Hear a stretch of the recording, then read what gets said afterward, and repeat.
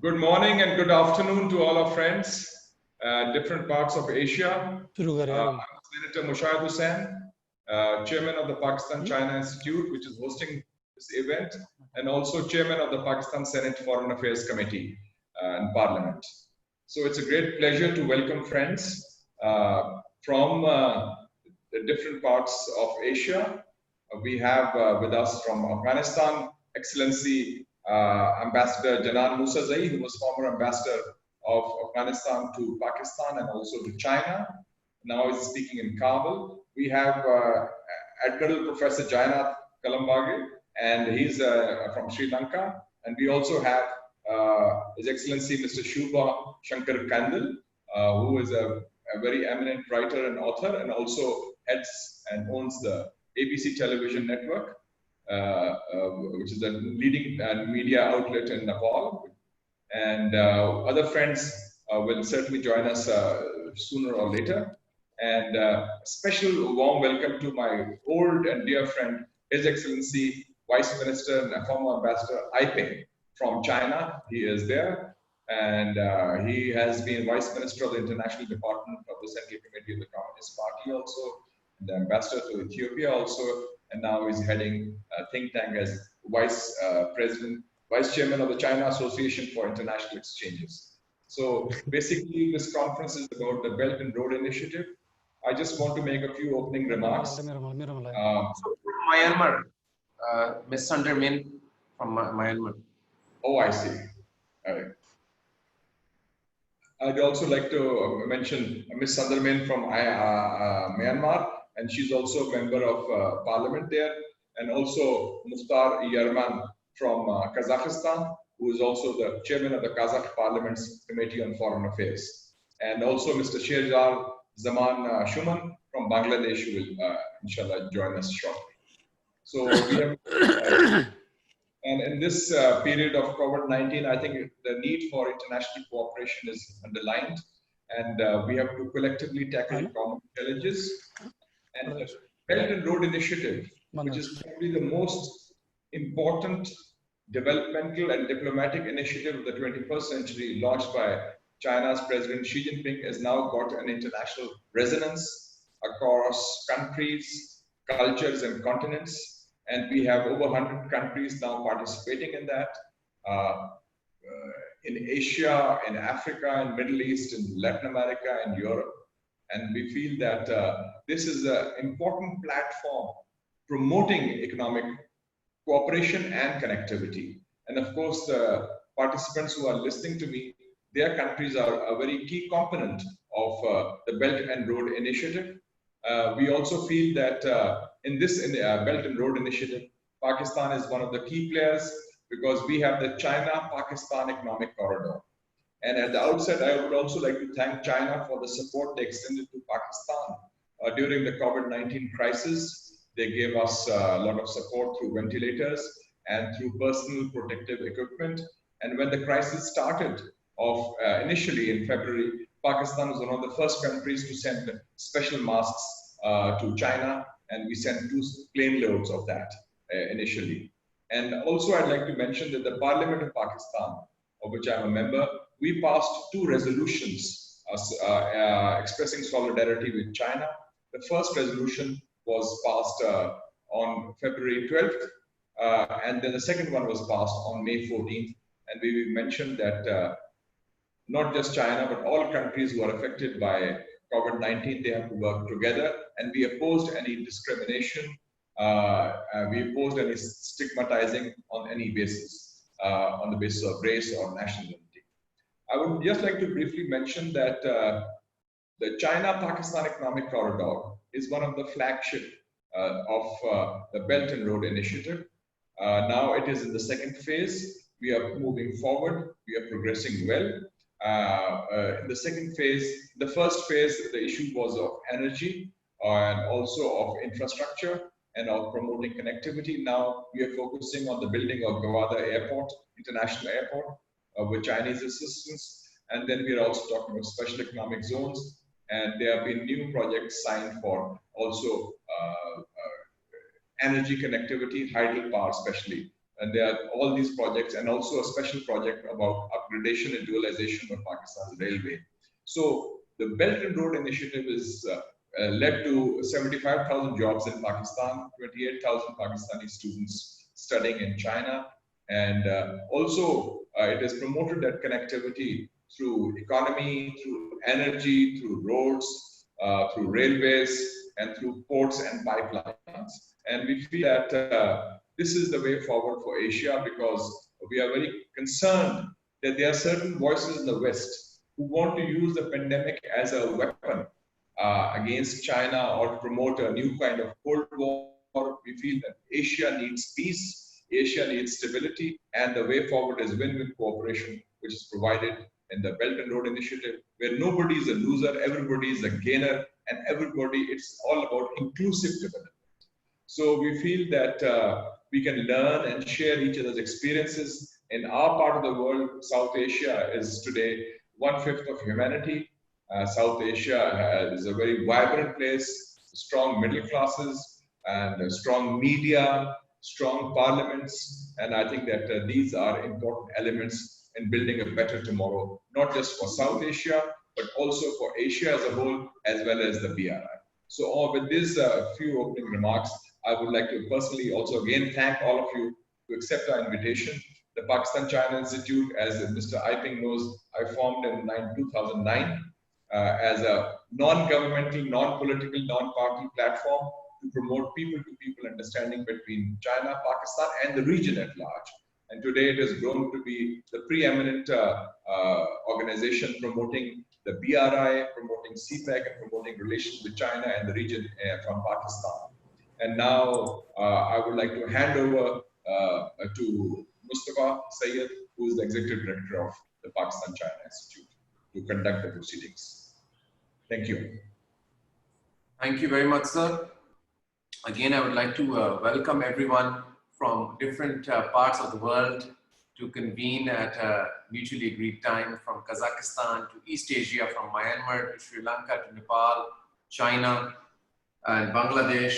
We are very grateful. Also, there are two other participants.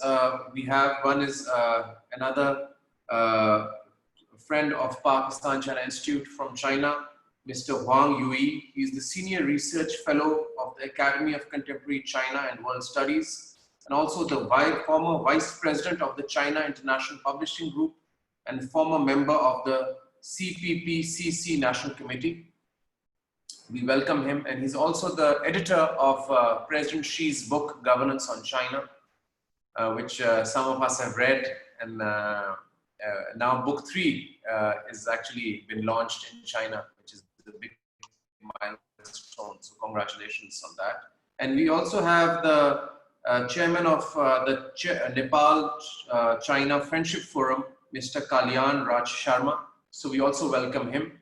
So we have two friends from Nepal. We can see the importance of Nepal in South Asia. So before we go on to Excellency Iping's important speech, I'd like to mention a very important development. And this conference today is being held in the context of the conference, which was held on June 18th of this year. And that was the Foreign Minister's high-level video conference on the Belt and Road Initiative. And as we know that the Belt and Road Initiative is emerging as a very key and important multilateral platform for cooperation at a time when we need to cooperate, we need to work together to counter not only the health challenges, but also the economic challenges which are impending after the health challenges. So we have multifaceted challenges, and we believe that the BRI presents a befitting platform for the future of globalization and multilateralism.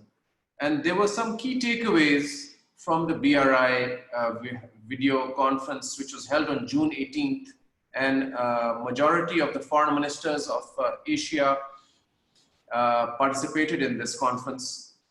The following were some of the key takeaways.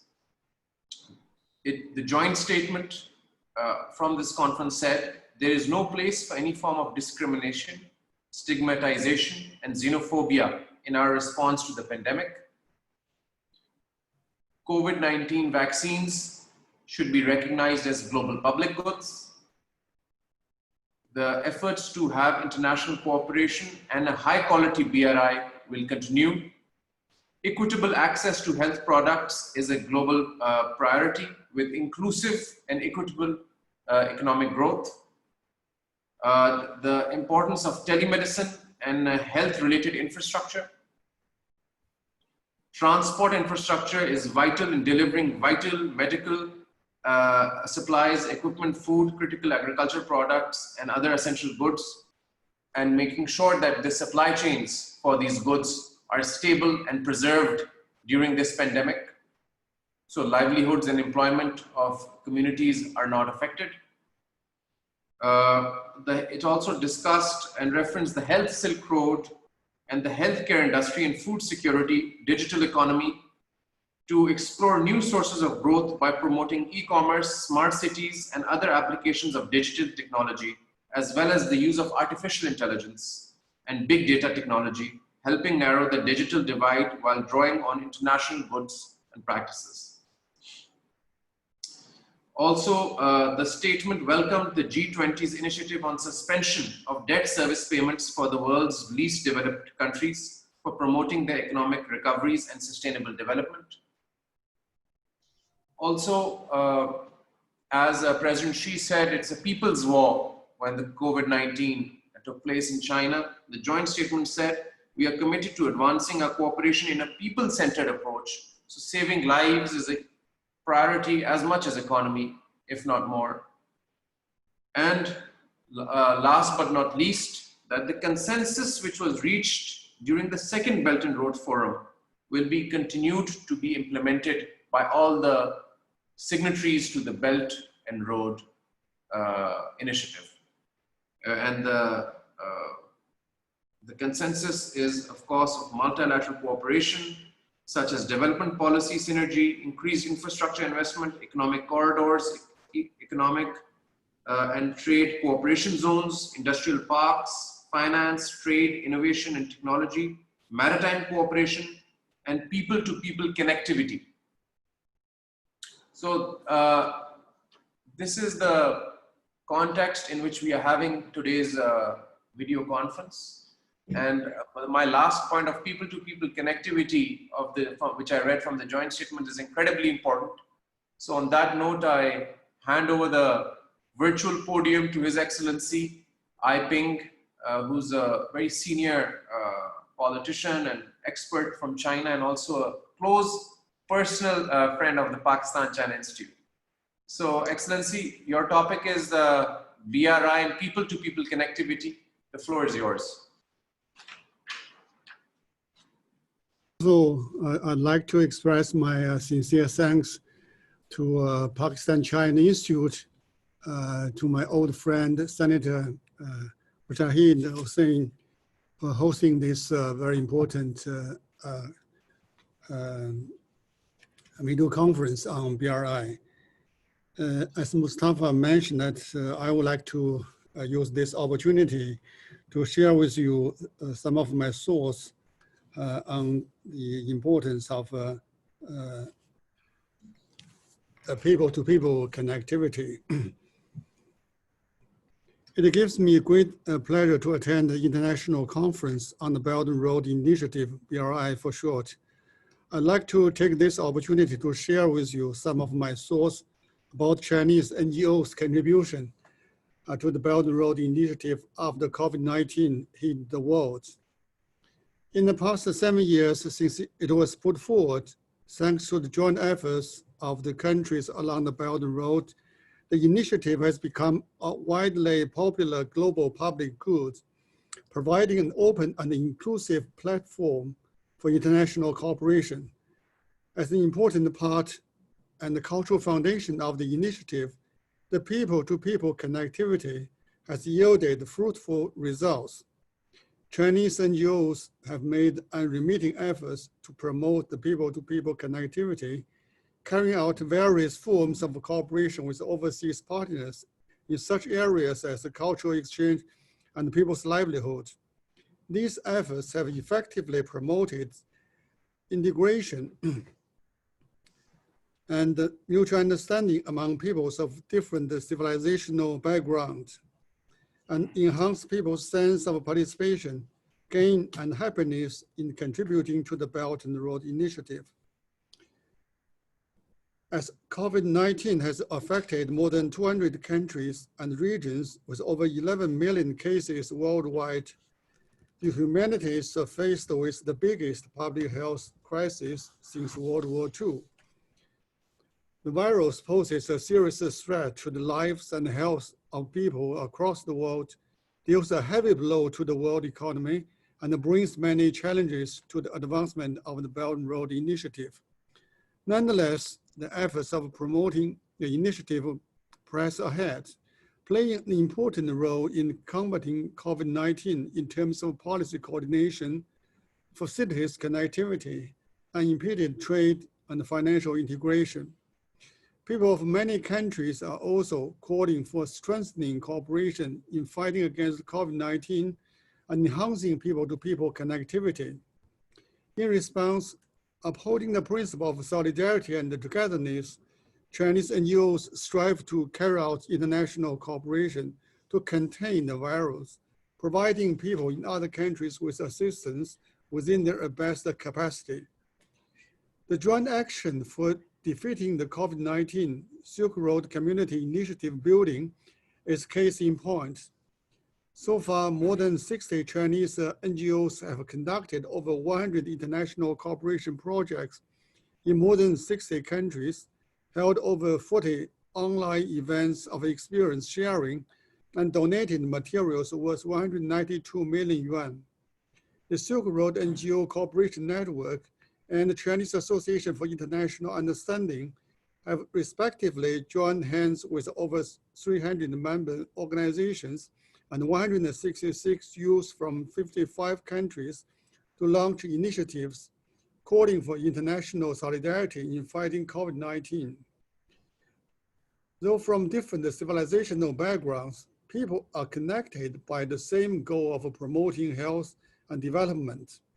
They exchange their feelings, learn from each other, and explore different models of social governance, forging deep bonds of friendship and deepening understanding of the Belt and Road Initiative in the process. China's President Xi Jinping delivered a written address to the high-level video conference on Belt and Road Initiative cooperation in June, stating China will work with its partners to develop the Belt and Road into a model of cooperation, health recovery, and growth. His course not only represents the voice of the Chinese people, but also chart the course for Chinese NGOs' participation in contributing to the Belt and Road Initiative. Given our own strengths and experience in international cooperation, Chinese NGOs will do more in the fighting against the COVID-19 and in aftermath. My organization, Chinese Association for International Understanding, is committed to promoting exchanges and mutual learning among different countries so as to deepen mutual understanding among different peoples. It stands ready to carry out long-term civilizational dialogues and practical cooperation with all sides so as to enhance the people-to-people connectivity, contribute to the Belt and Road Initiative, and help promote the economic development and social stability of relevant countries. I hereby put forward the following suggestions. First, deepening international cooperation in the fight against the COVID-19 through promoting exchanges and the mutual learning among peoples with different civilizational backgrounds. Throughout the history of civilization, the humanity has fought against the disease one after another. The year 2020 is unusual in history because of COVID-19. This epidemic demonstrates that in the era of globalization, all people on the planet are interconnected, and building a community of a shared future for mankind represents the right direction for the development and the progress of human society. Joint efforts in the fight against COVID-19 is an important part of the community of shared future for mankind. We should conduct in-depth dialogues among different countries, seek consensus, and find areas of cooperation. Cooperating to fight the epidemic should continue to be our top priority. Based on the previous experience and the lessons, we should work together to win the global battle against the virus, making our planet a healthier and safer place to live on. Second, improving the well-being of the people through promoting exchanges and mutual learning among nations with different civilizational backgrounds. The pursuit of happy lives is the lasting force that promotes the progress of human civilization. Exploring the path towards happiness constitutes an important part of exchanges and mutual learning among us. People across the world share the dreams of better education, more secure jobs, higher incomes, more reliable social security, better medical and health service, more comfortable housing conditions, and more beautiful production and living environments. Based on the platform of exchanges and mutual learning among different countries, we should call to attention the improvement of people's well-being among governments, political parties, and different sectors of society. By sharing experience, resolving differences, and coming up with solutions in an equal and candid manner, we can constantly bring more resources and strength in our pursuit of common dreams. Third, facilitating harmonious coexistence through promoting exchanges and mutual learning among countries with different civilizational backgrounds. Civilization is the foundation of values and the root of ideas. Exchanges and mutual learning among countries can help replace hostility and confrontation with dialogue and understanding so as to better safeguard world peace and stability. It can help expand the consensus and promote stability and sound development of the global economy and culture so as to achieve common prosperity and progress. It can help promote the reform for more democratic international relations and a better global governance system by the international community. We should promote mutual respect and harmonious coexistence of different nations through all kinds of practical actions, building the bridge of friendship among people of different countries, the driving force for the progress of human society and the bond of world peace. Let's join hands in promoting the exchanges and the mutual learning among peoples of different civilizational background and enhancing people-to-people connectivity so as to contribute to the Belt and Road Initiative and benefit people of all countries. Thank you. Very good. Thank you very much, Excellency, for a very interesting speech. I think people-to-people connectivity is one of the pillars of the Belt and Road Initiative, and the Pakistan-China Institute in this regard. We launched the Corridors, Cultures, and Connectivity monograph series.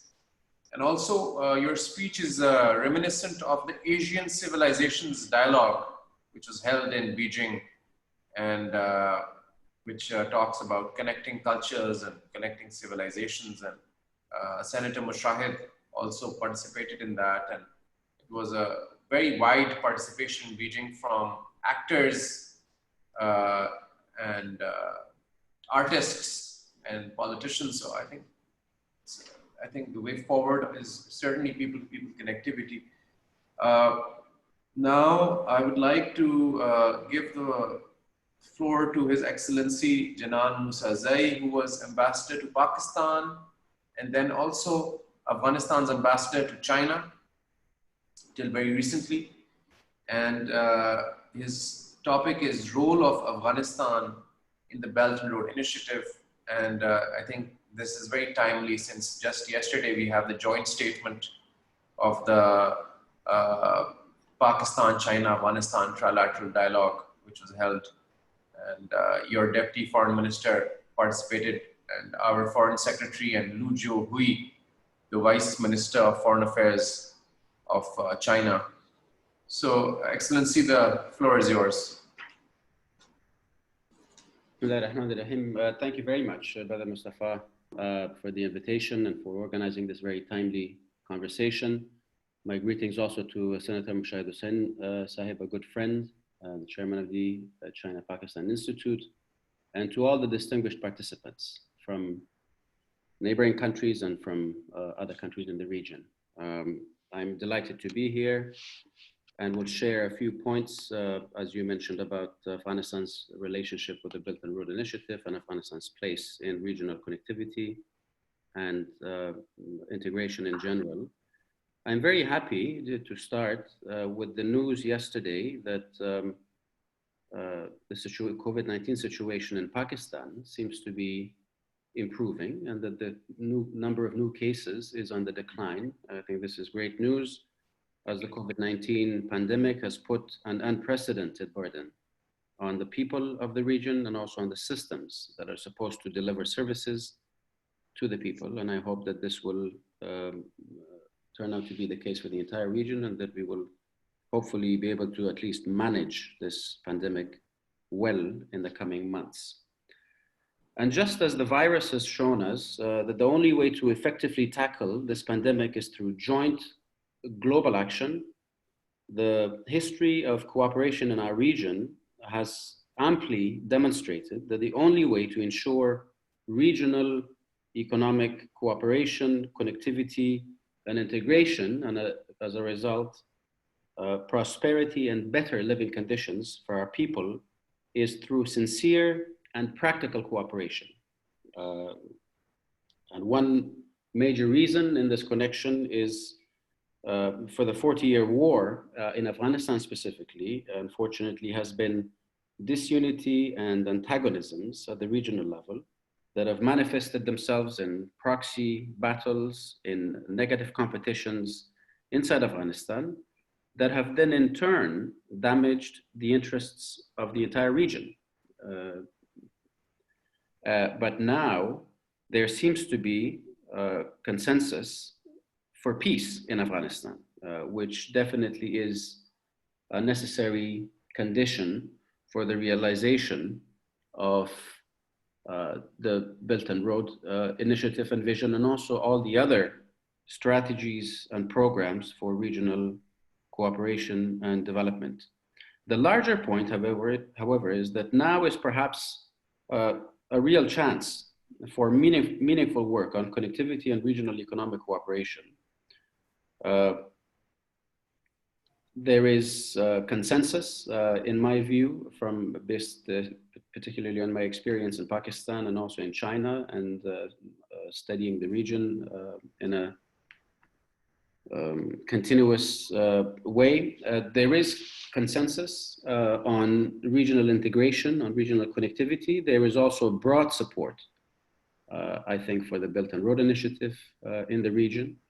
And there is also, beyond the region, keen interest globally for our region, for connectivity and for major projects. There is interest from the European Union, from the United States. We all saw Ambassador Khalilzad, the United States Special Envoy for Afghanistan, being accompanied by the US's top official for economic engagement with the region. And I think that's an important sign.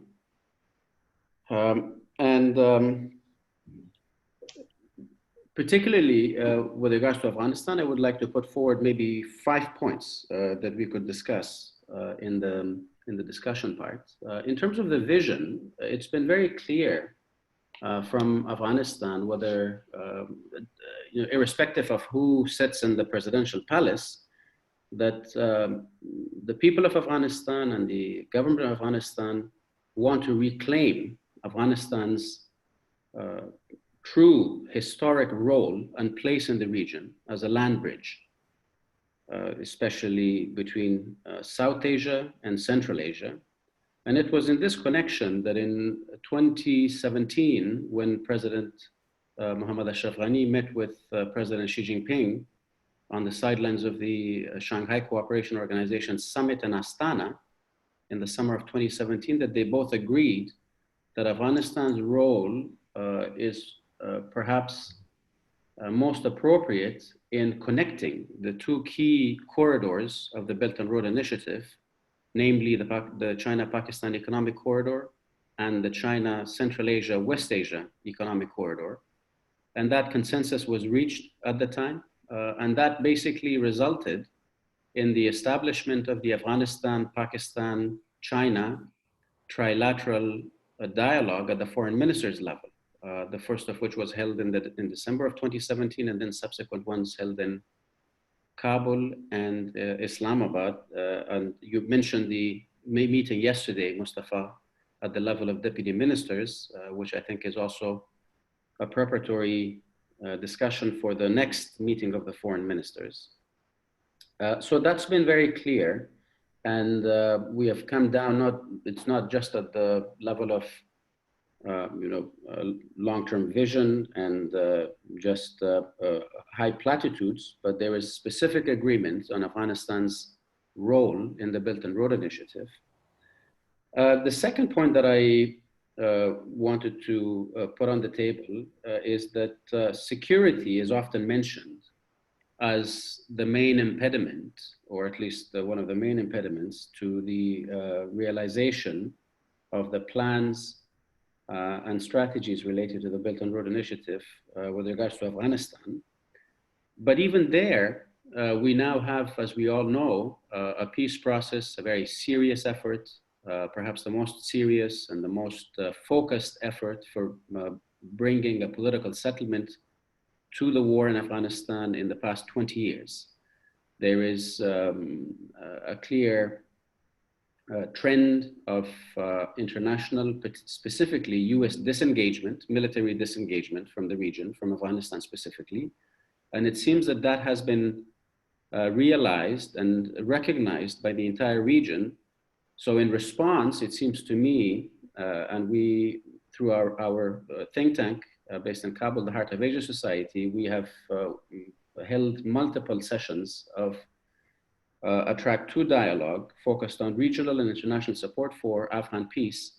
It has become quite clear for us that the region, unlike the 1990s or the late 1980s, is serious in support of Afghan peace, whether it's our neighbors or other key countries in the region. And obviously China's role and Pakistan's role in all of this is extremely critical. So that is, I think, an important signal, an important trend that needs to be taken into account when we look to the future of regional connectivity and regional economic integration. And connected to that, I believe that there is no need to wait for the start of intra-Afghan negotiations or to wait for the finalization, for the signing and implementation of a peace agreement in Afghanistan. The Afghan government is strongly in support of regional connectivity. Regional cooperation is at the center of Afghanistan's foreign policy right now. And the Taliban have as well voiced strong support for economic projects in Afghanistan, and particularly for integration and connectivity with the region. And they have, as we all know, benefited from contacts and from visits to countries in the region. And I believe that it now is the time, and that's my third point, to start work immediately to actually move away from the strategic consensus, the high level leadership decisions that have been made with regards to the Belt and Road Initiative, to very specific projects, because we need to have people start seeing the benefits, the fruits of the decisions of their leaders. And these actions, these projects do not need to be on a grand scale, something that we have seen in Pakistan, for example, or in some other countries. They can start from small projects. For example, there has been an agreement on the table between Afghanistan and China since 2016, and with the MOU having been signed in 2017, in early 2017, on the building of the Afghanistan-China fiber optic cable from Kasha Kashgar in China, in Xinjiang, to Faizabad in the northeastern province of Badakhshan in Afghanistan. And I mention this because this is a region that has been largely peaceful in Afghanistan. The Wakhan corridor is sparsely populated, but this is a project that will play an extremely important role in Afghanistan's connectivity with the region and in economic development. Telemedicine, for example, was mentioned. Brother Mustafa read the key takeaways from the foreign minister's video conference on the Belt and Road Initiative. And strong internet connectivity is key for that. E-commerce, communications, all of that. And I think this is an area where we need to speed up action. There are specific, for example, other projects, bigger ones. There are 5 projects between Afghanistan and Pakistan, where the two governments, the two countries have reached agreement, and they include 4 railway projects and a motorway project. And I think that one of these projects can be picked up and implementation can be started. The 4th area that I wanted to highlight, again, based on my experience, something that can have a direct impact on people's support for initiatives such as the Belt and Road Initiative, is market access and facilitation by China for its neighbors, for countries in the region. We are among friends, and so I will mention this. When I was ambassador to China, it took us a whole year of concerted effort and knocking on doors every single day, at least every working day in the week, to get permission, approval from the relevant authorities in China to be able to export Afghanistan's world-renowned saffron to China, something that should have taken maybe 2 weeks or a month maximum. And then it was a little faster to get approval for the export of Afghan pine nuts. But these are just small examples of things that can be done immediately, and market access and market facilitation are among the most important, especially for poor countries like Afghanistan with underdeveloped economies. And then finally, I think, again, for a country like Afghanistan, it's critical, it's the question of seeking financing. Afghanistan as a grant receiving country is not in a position to receive either big or small loans for its infrastructure projects or other projects under these regional integration and connectivity initiatives. So there is need for Afghanistan and its neighbors to work together and seek financing from private players, whether they're multinational companies or national companies, and to also work with multilateral entities such as the AIIB in Beijing, the Silk Road Fund, the Asian Development Bank, and also with the European Union, which has demonstrated keen interest in more meaningful, more action-oriented engagement with the region on connectivity and integration. So I will end with that and be very happy to discuss any of these points in detail in the discussion. Thank you. Excellency, I must say that was a terrific speech. And you mentioned the discussion. I just want to reiterate that there will be a question and answer session and also a discussion where the speakers can discuss amongst themselves, since this is a unique gathering of very important minds in one place. So we'd like everyone to stay for that, and that will be moderated by Professor Sikandar Shah from the Lahore University of Management Sciences and the chair of the Chinese Studies Department. And he's also here. Ambassador Janan Musazai mentioned 5 points: the reclaiming of Afghanistan's true place in the region, the Heart of Asia Conference. Afghanistan has also been part of that, I think, recognizes that as well. security as an impediment, which is now being addressed by the peace process, the fiber optic cable. I think you talked about projects, and that let's start, even if you start small, but let's start somewhere. And fiber optic cable can be very important. I know that the Wakhan corridor is given a lot of priority in Beijing, and there's been a lot of research on the importance of Wakhan corridor for the BRI, market access and facilitation by China for its neighbors, and seeking financing by Afghanistan from private players, AIIB, etc. I'd like to just share this it's an example which I really like because countries like Afghanistan, Pakistan, we also have issues in Pakistan of financing. I'll give you an example of CPEC, and it's contrary to the fake news that you hear about debt, which is very unfortunate, emanated by some capitals of the world. There's profit generation and capital stimulation through some of the CPEC projects, and they are based on public-private partnership projects, Excellency. And you know, that is something which can be replicated in Afghanistan of wealth creation, you know, rather than borrowing or trying to get wealth, we create wealth.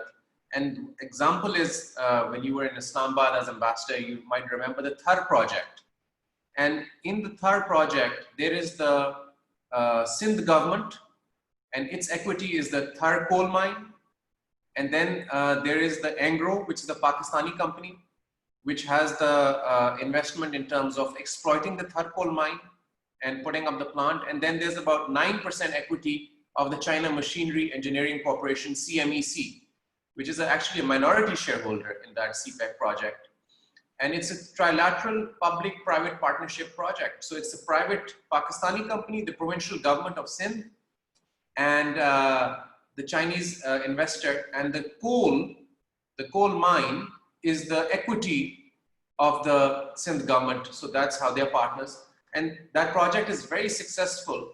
And we can share details later by email of how local women of Thar, Excellency, are driving coal trucks, dumper trucks, and also making food and supplying them to the thousands of engineers there. And they are now, have started a sustainable business and are now bread earners. The women of the area are now bread earners for their families.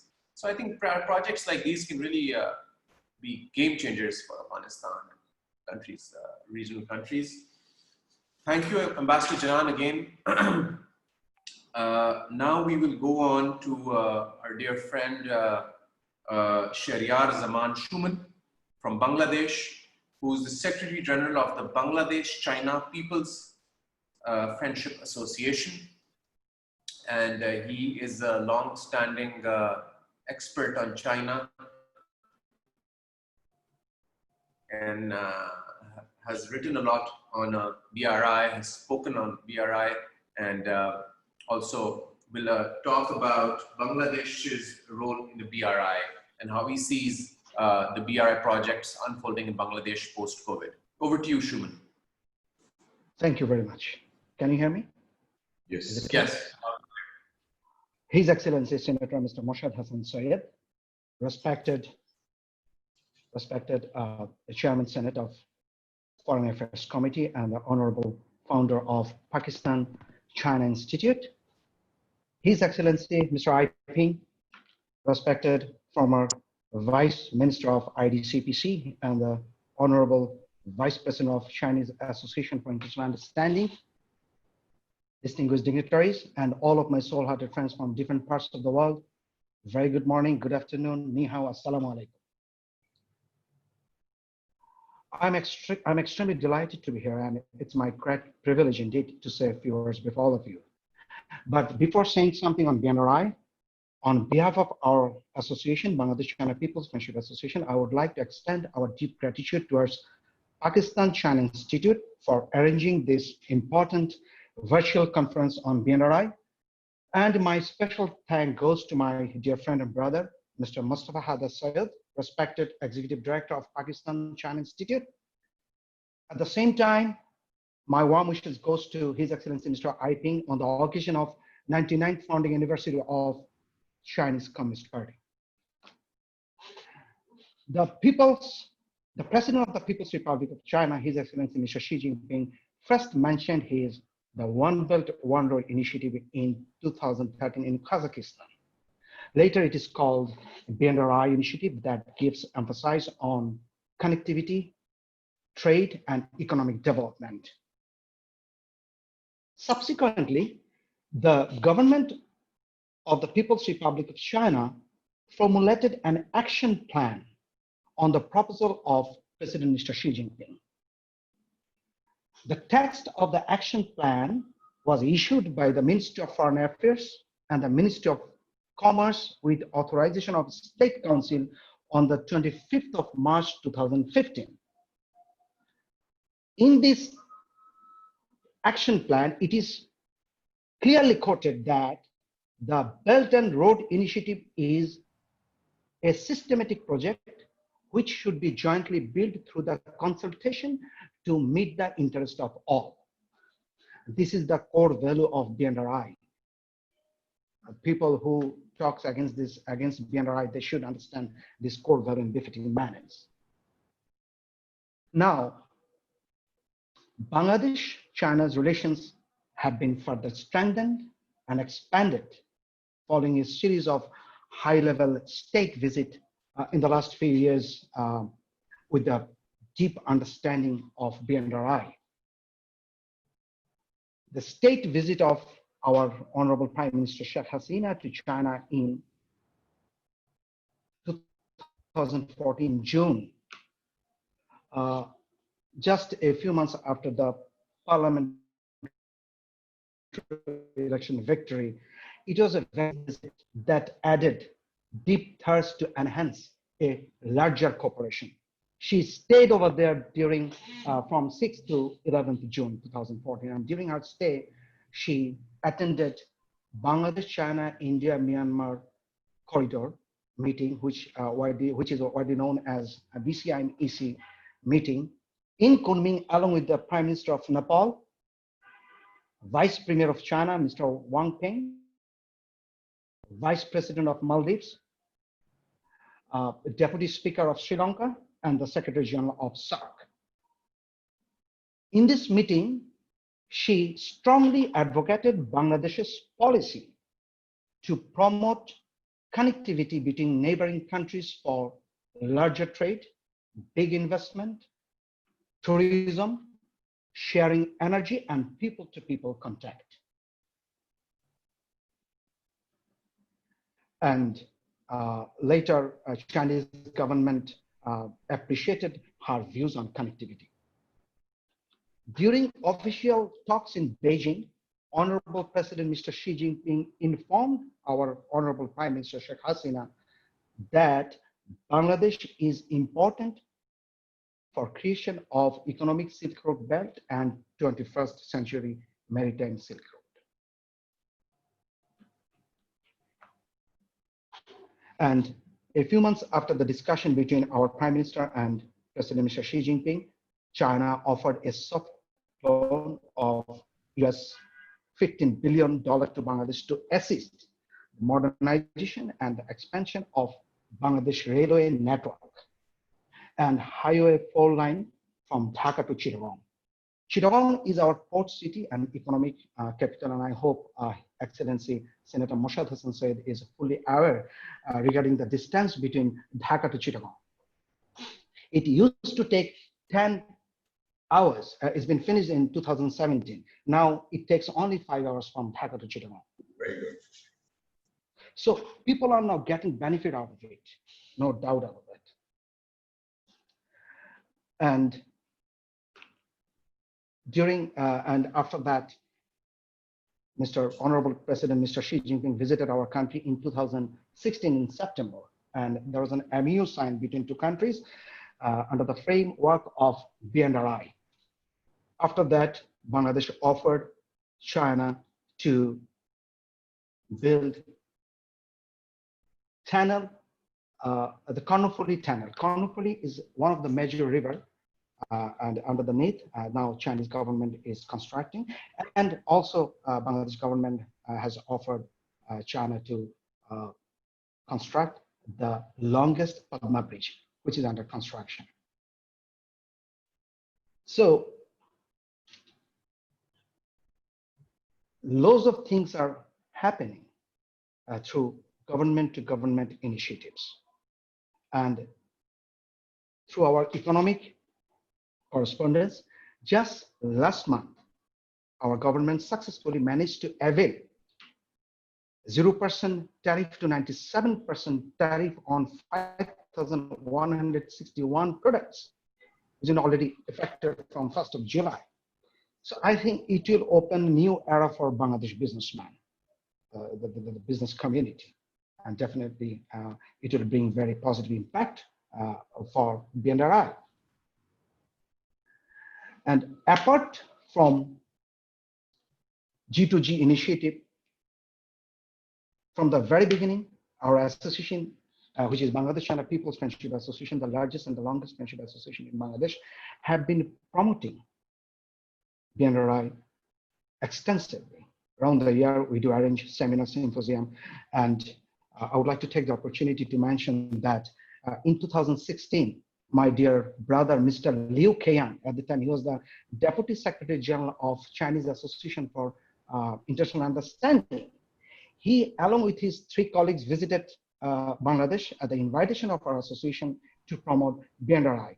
Since actually CAFI is the oldest partner of our association. So, and we sent one of our minister, Rashid Khan Manon, in 1983 to China at the invitation of CAFI. So I would conclude by saying that BNRI has captured the total imagination of the peoples of Southeast Asia, especially Bangladesh, because long back centuries, we maintain trade, cultural activities, people-to-people contact with China through 2 Silk Road. One is Northern Silk Road and is Maritime Silk Road. And for the most South Asian countries, China has become the biggest trading partner. Our FDI, cultural interaction, tourism are expanding. So successful implementation of BNRI would make this more expeditious, cost-effective, and more convenient. Thank you very much for showing your kind presence towards me. Thanks. Thank you very much, Shuman, for your very insightful speech. Thank you very much. And I hope that BCIM can be reinvigorated in the near future because it has a lot of potential and there's a lot of opportunity. And Bangladesh is a key country in the BRI, and I think the BCIM can also reinvigorate the BRI in South Asia and be a force multiplier for CPEC. Right. I'd like to now give the virtual podium to His Excellency, Mr. Yerman Mukhtar, who's the chairman of the Committee on Foreign Affairs, Defense and Security of the Parliament of Kazakhstan, and a member of Parliament of the ruling party of Kazakhstan, and a close friend of PCI and Senator Mushahid. Over to His Excellency Yerman Mukhtar.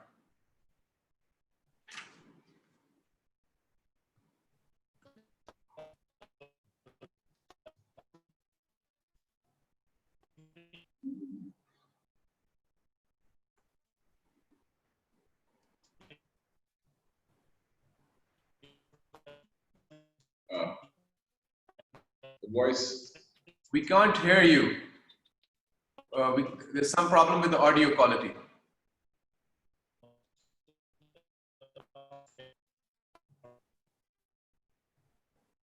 Sir, we are unable to hear you. We cannot hear you. Please unmute. Unmute your mic, Excellency.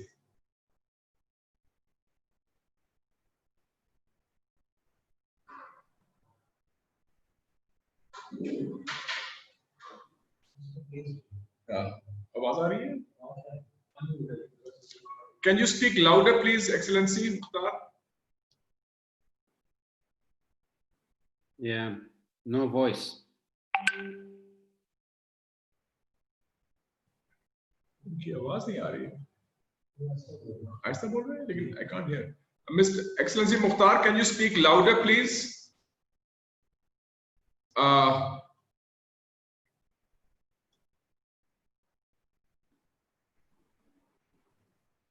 are speaking as you are driving, it seems, but maybe you can speak a little louder.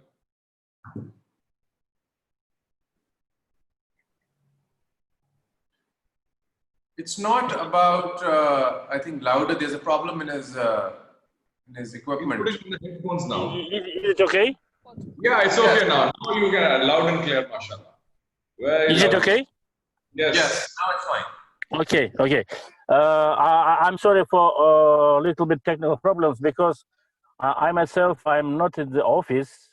That's Just okay. now, I'm traveling by car along the Silk Way with my family, and I'm staying between highway and forest, Okay.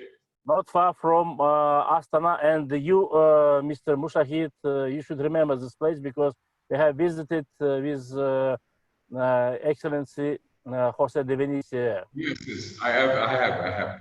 That's a So beautiful area. just now, I feel myself as a part of ICAP community, and just now because we are discussing very important topic, but let me say a couple of words about ICAP because one belt, one road, it's a mega project, it's a mega initiative. But also in the Asian community, we have very important project created by Jose de Venecia, ICAP, the community of ICAP, and it's inter-party belt and road. Thank And you. Excellencies, let me say a couple of words about the synergy of the Kazakhstani projects with Silk Road economic belt. You know that 7 years ago, on September 7th, the Chinese president and leader, Excellency Xi Jinping, during his official visit to Kazakhstan, for the first time announced the idea of creating the Silk Road economic belt. And this project will emphasize that the initiative is open to all countries and international organizations. Of course, this project will stretch from China through Central Asia, Russia to Europe, and the second branch will cross Central and West Asia on the way to the Persian Gulf and the Mediterranean Sea. The third way will connect China and Southeast Asia and the Indian Ocean countries. My country, being one of the first countries located along this great Silk Road economic belt route, is the main connecting link of Europe and China and the main part of Eurasian continental bridge. In this regard, our first president, Excellency Nazarbayev, adopted a special plan, new economic policy, Nurlizhol, and let me translate it to English. Nurlizhol, we can say like a bright road or white road. And we have announced it 6 years before. And you know, on September 2016, in the framework of the visit of our President Nazarbayev to the People's Republic of China in Hangzhou, a cooperation plan for synergy of Kazakh new economic policy, Nurlizhol, and the construction of the Silk Road economic belt was signed between the government of Republic of Kazakhstan and the government of the People's Republic of China. The cooperation plan provides for increasing the level of comprehensive interconnectivity of infrastructure of two countries, promoting trade and investment, as well as strengthening the cooperation in such areas as the transport, as the industry, agriculture, energy, new industry, finance, intellectual property, etc. A plan also provides for the full identification of the advantages and potential of the parties, the continuous expansion for the space for mutually beneficial development, the promotion of shared prosperity, and increased overall competitiveness for international market. In the transport and logistics sphere, only a couple of examples.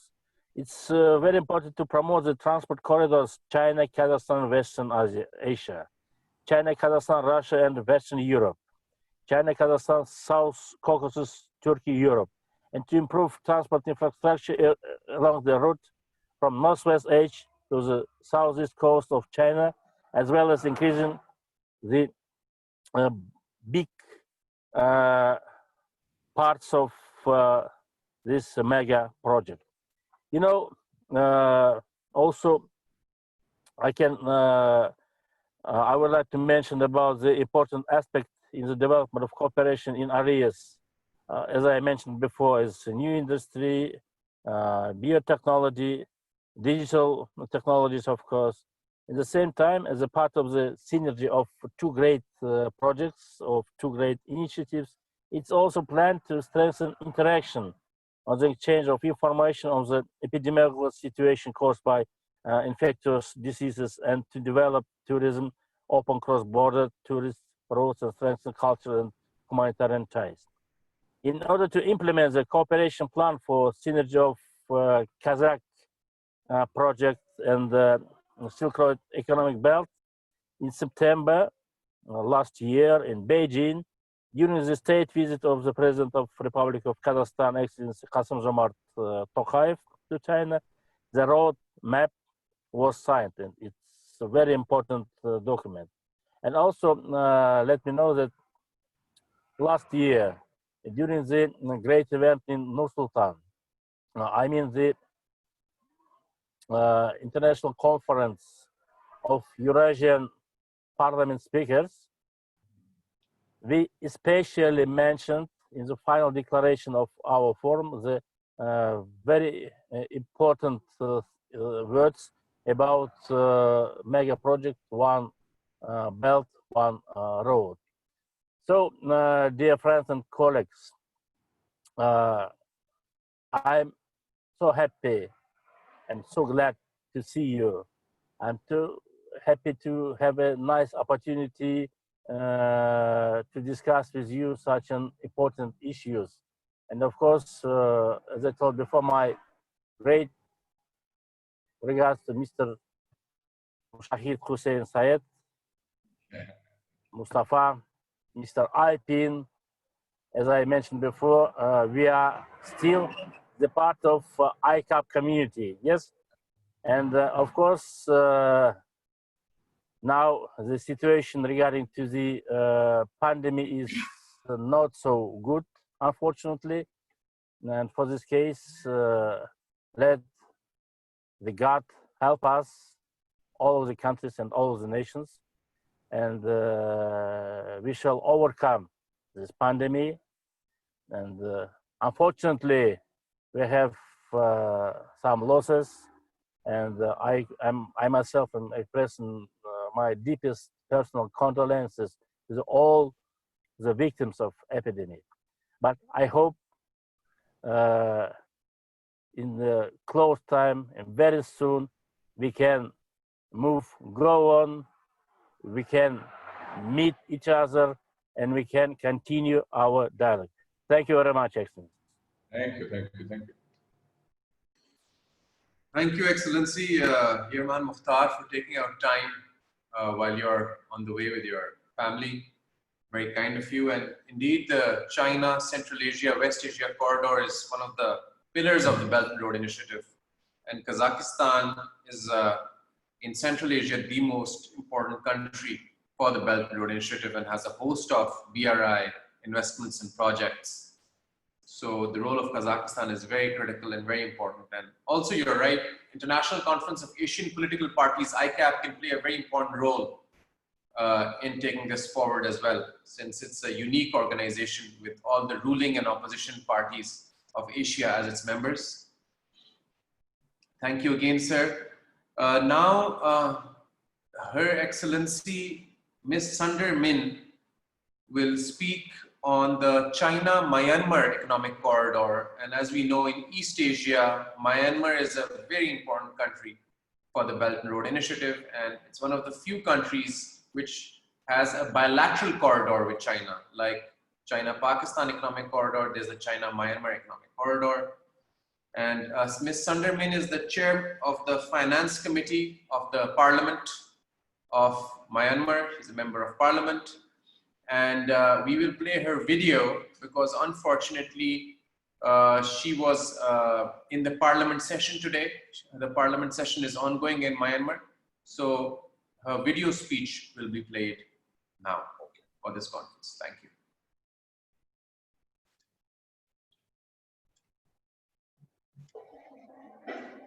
Hello everyone. Now we are talking about a China-Myanmar economic corridor. Question is, how you see the BRI project in Myanmar will unfold post-COVID-19? Okay, my answer and my opinion, there are 3 projects in Myanmar. The main 3 projects constitute the main agenda when Xi Jinping come to Myanmar, as they are strategically important for China. And then it's important to China's image to actually implement. The 3 main pillars of China-Myanmar Economic Corridor, CMEC, move from the conceptual stage to concrete planning and implementations of building the CMEC. China and Myanmar must strengthen cooperation to advance the CMEC to promote economic development and improve people's livelihood. Meanwhile, the Myanmar government is planning to sign a framework agreement. The COVID-19 outbreak, the initiative consisting of, during the COVID-19, China capital output is downfall, but BRI is top choice of China and future dream. That's why China will continue to main focus of China-Myanmar economic corridor. During the COVID, China economic is also impacted, so CMEC and BRI project is temporary stop. COVID post coming, I think so, 1 and 2 years, not improve, but coming next 3 years, China-Myanmar economic will improve, will settle in Myanmar. This is my opinion. Moreover, economic downfall due to COVID-19 is sympathized, leading to European Union fully supports the initiative for the suspensions of bilateral debt payments agreed by the G20 and the Paris Club.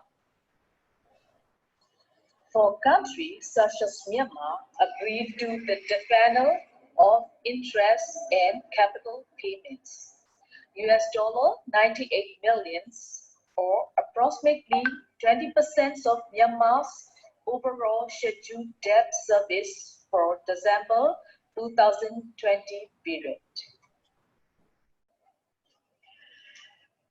And then today we are talking about the COVID-19 impact of BRI project.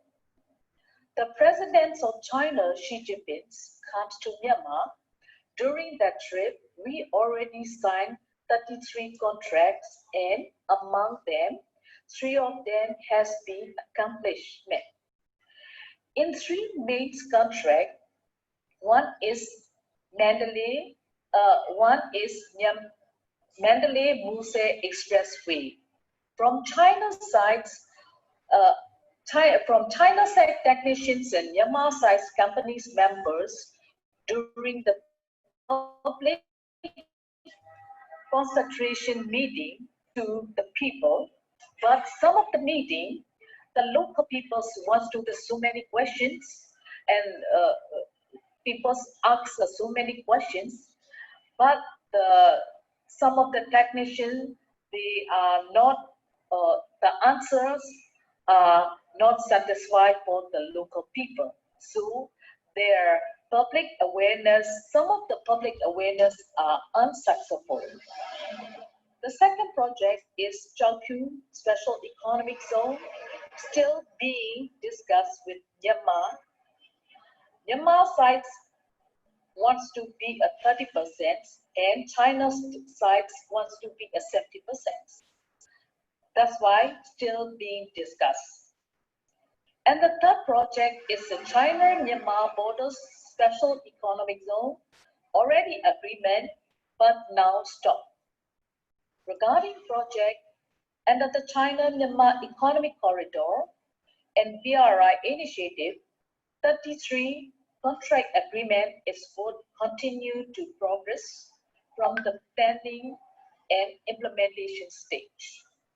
Thank you for your COVID-19 impacts of Myanmar economic situation.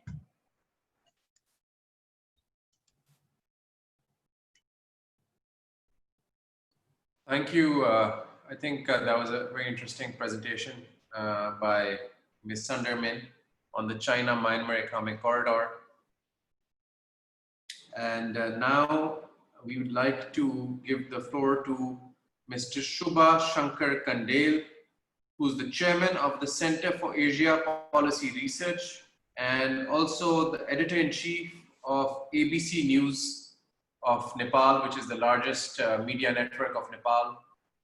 And Mr. Shubha Shankar Kandel will be speaking on Nepal's role in the Belt and Road Initiative and the way forward for Nepal post-COVID. And also Nepal is in a very sensitive geopolitical location where it has to tread a fine line without annoying some of its neighbors who are not very friendly towards the BRI, even though the BRI is a project which is inclusive and not against any one country. So we are very interested to hear from Mr. Shubha Shankar Kandel. Over to you, sir.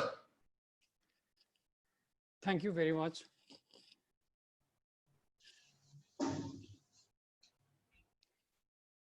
Yeah, thank you very much. A very warm good afternoon and namaste from Nepal. Respected Chairman, Excellencies, and participants from Southeast Asian countries, including China, I would like to extend my sincere thanks to the organizer for providing me this wonderful virtual platform.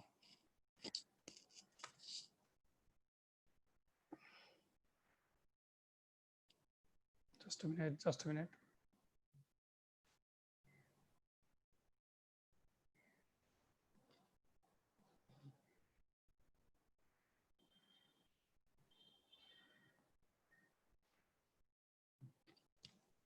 World has become a global village in the sense of growing connectivity and development.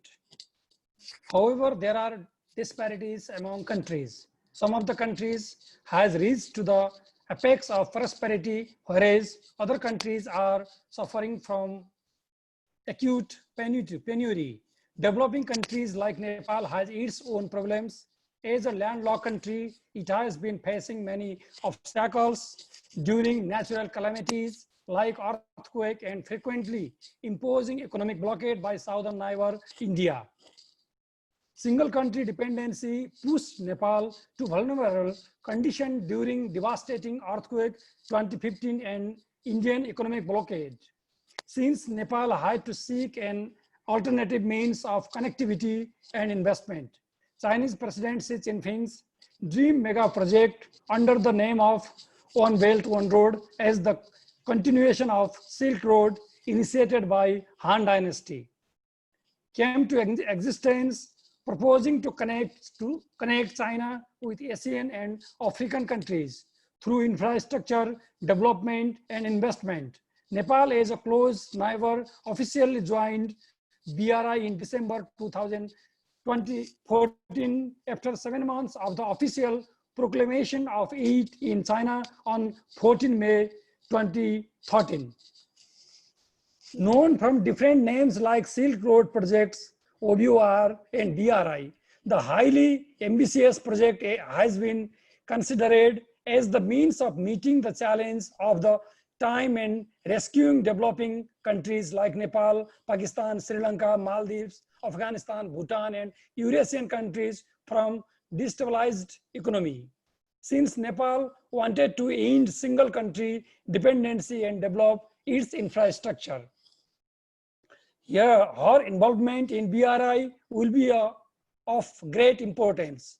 China's ambition to connect Asia with Africa and Europe via land, maritime networks through 6 corridors may not only benefit it, but also the partner countries through regional integration, economic growth, infrastructure development, and investment.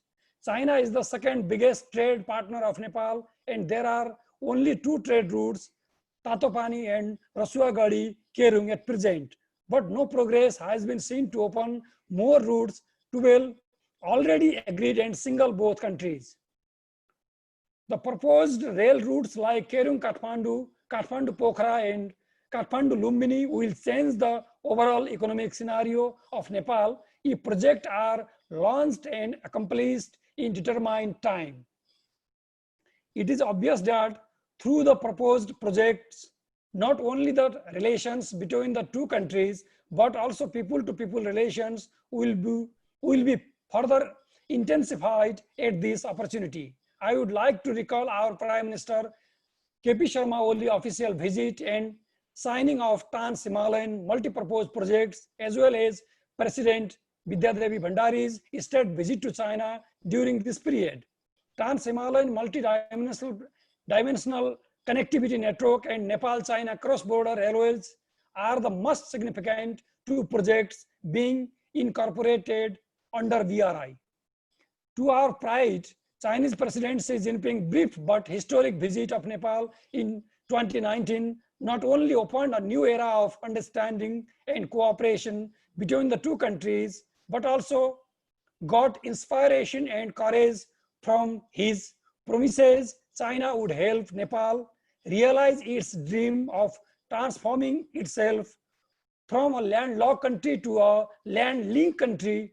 During his Nepal stay, he witnessed the signing of 20 agreements on including Trans-Himalayan connectivity, security, energy, trade, and economic assistance. Prior to this, our president paid a state visit to China with a high-level delegation and participated the 2nd BRI summit on March 2019.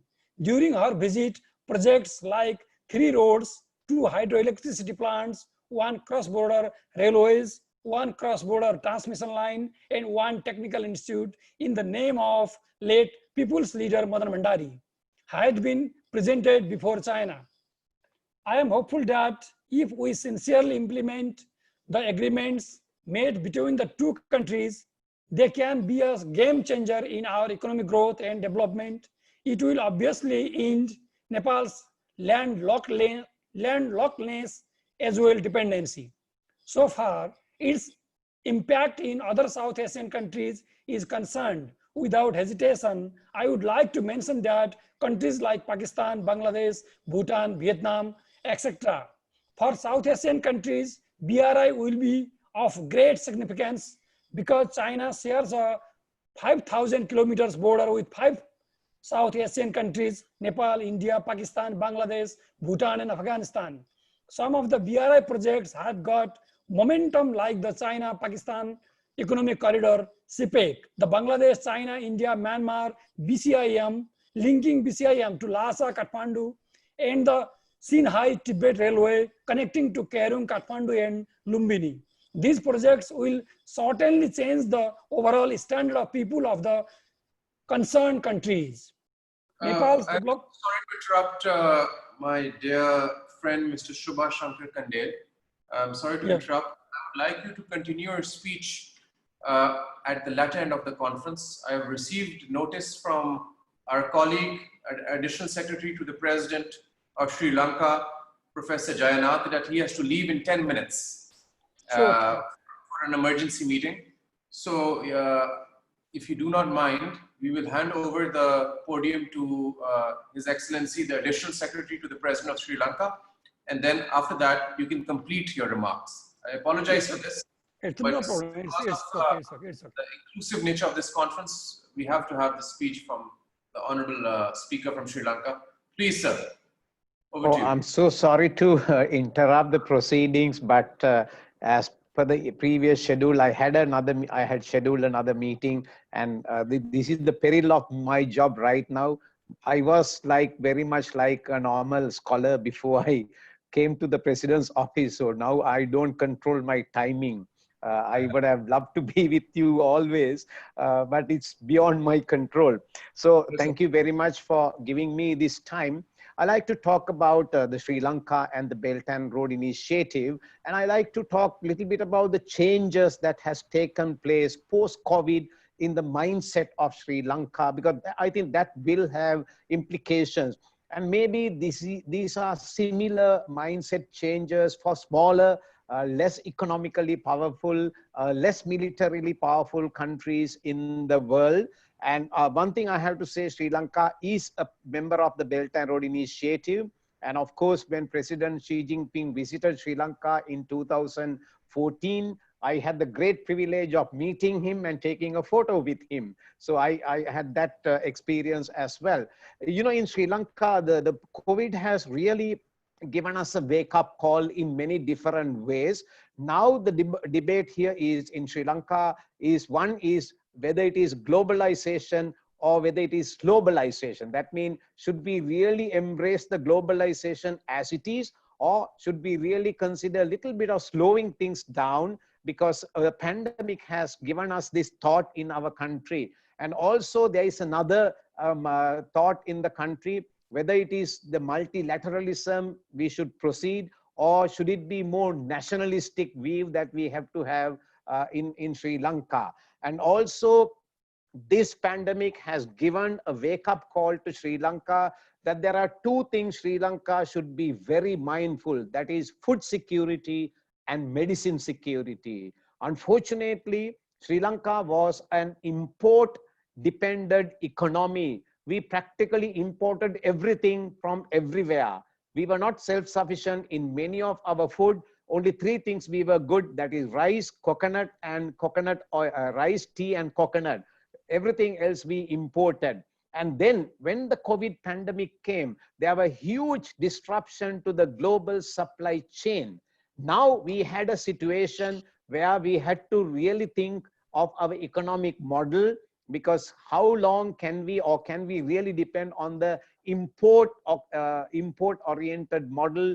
And the same goes with the medicine requirements, right? So these two wake-up calls, whether the need for self-sufficiency in food security and medical security is pretty much there. And now we do see, even despite the COVID situation, the competition, the strategic competition in the Indian Ocean is hotting up. In the Indian Ocean, things are taking place as usual. Of course, they took a break for about 3 months. Now we do see the Indo-Pacific strategy, free and open Indo-Pacific strategy.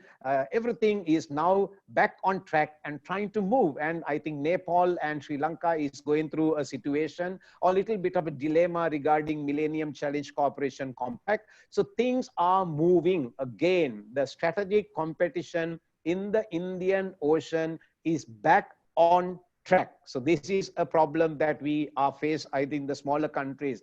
Now, Sri Lanka is going through another huge challenge because of the airline industry is virtually, I mean, running at a very slow level. And one of the main incomes of our country was tourism. Now, tourism is near zero. I mean, there are some domestic tourism, but the foreign tourists are not coming. These two were two of our main income. And another main income, like many other South Asian countries, Sri Lanka enjoyed was the remittance from the people who are working abroad. Now that again has come to a virtually a very trickle down. Now this actually has given an idea in Sri Lanka. Have we been following a right economic model? Now that has given us a timing, a thinking on in Sri Lanka. Should not we look at our economic model and focus on the changes which were brought in by the COVID pandemic? Now, ladies and gentlemen, we are in the center of the Indian Ocean. Every country in the Indian Ocean will say they are they are in the most important strategically advantageous location. Similarly, Sri Lanka also say we are in the most strategically important location in the Indian Ocean. One reason is, of course, we have deep water ports, and we are very closest.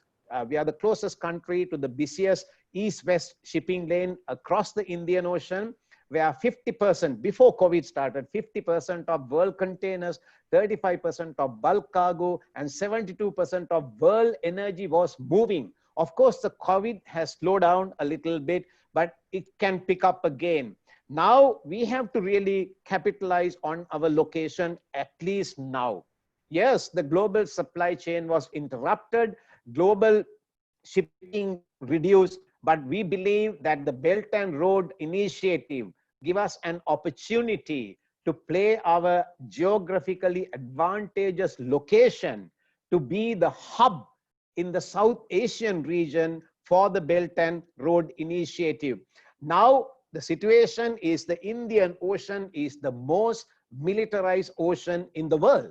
At any given time, there are about 120 warships roaming around in the Indian Ocean, and we don't know how many surveillance aircraft are there. We don't know how many nuclear-powered submarines carrying nuclear warheads are there.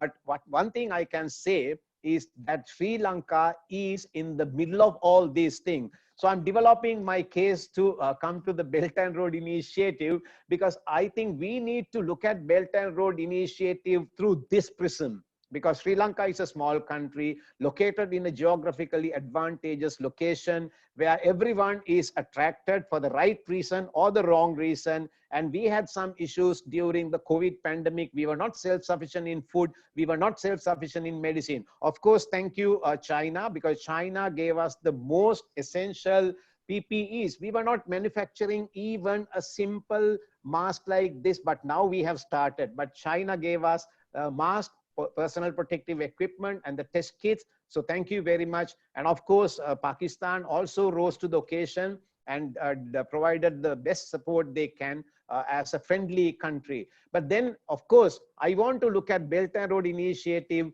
through the things that I mentioned mentioned before. Sri Lanka embraced the Belt and Road Initiative in 2013 itself.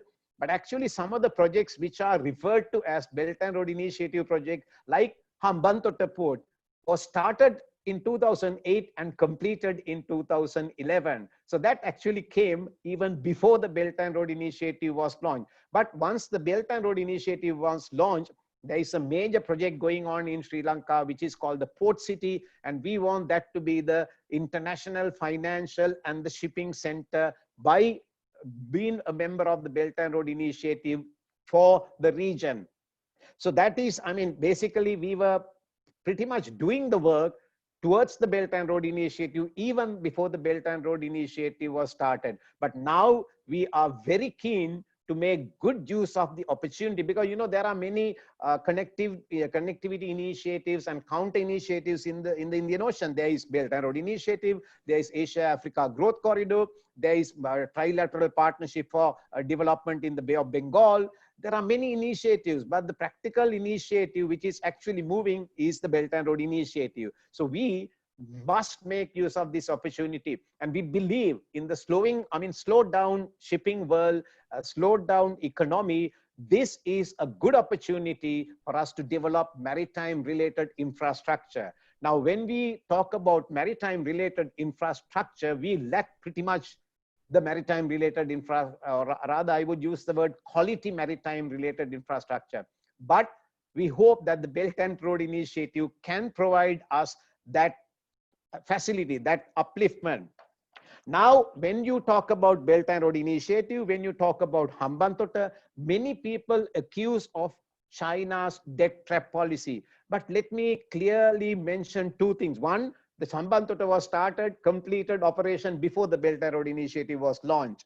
And out of 57 billion US dollar external debt Sri Lanka had in 2019, only 8.5 billion US dollars we have taken from China. So where is the debt trap?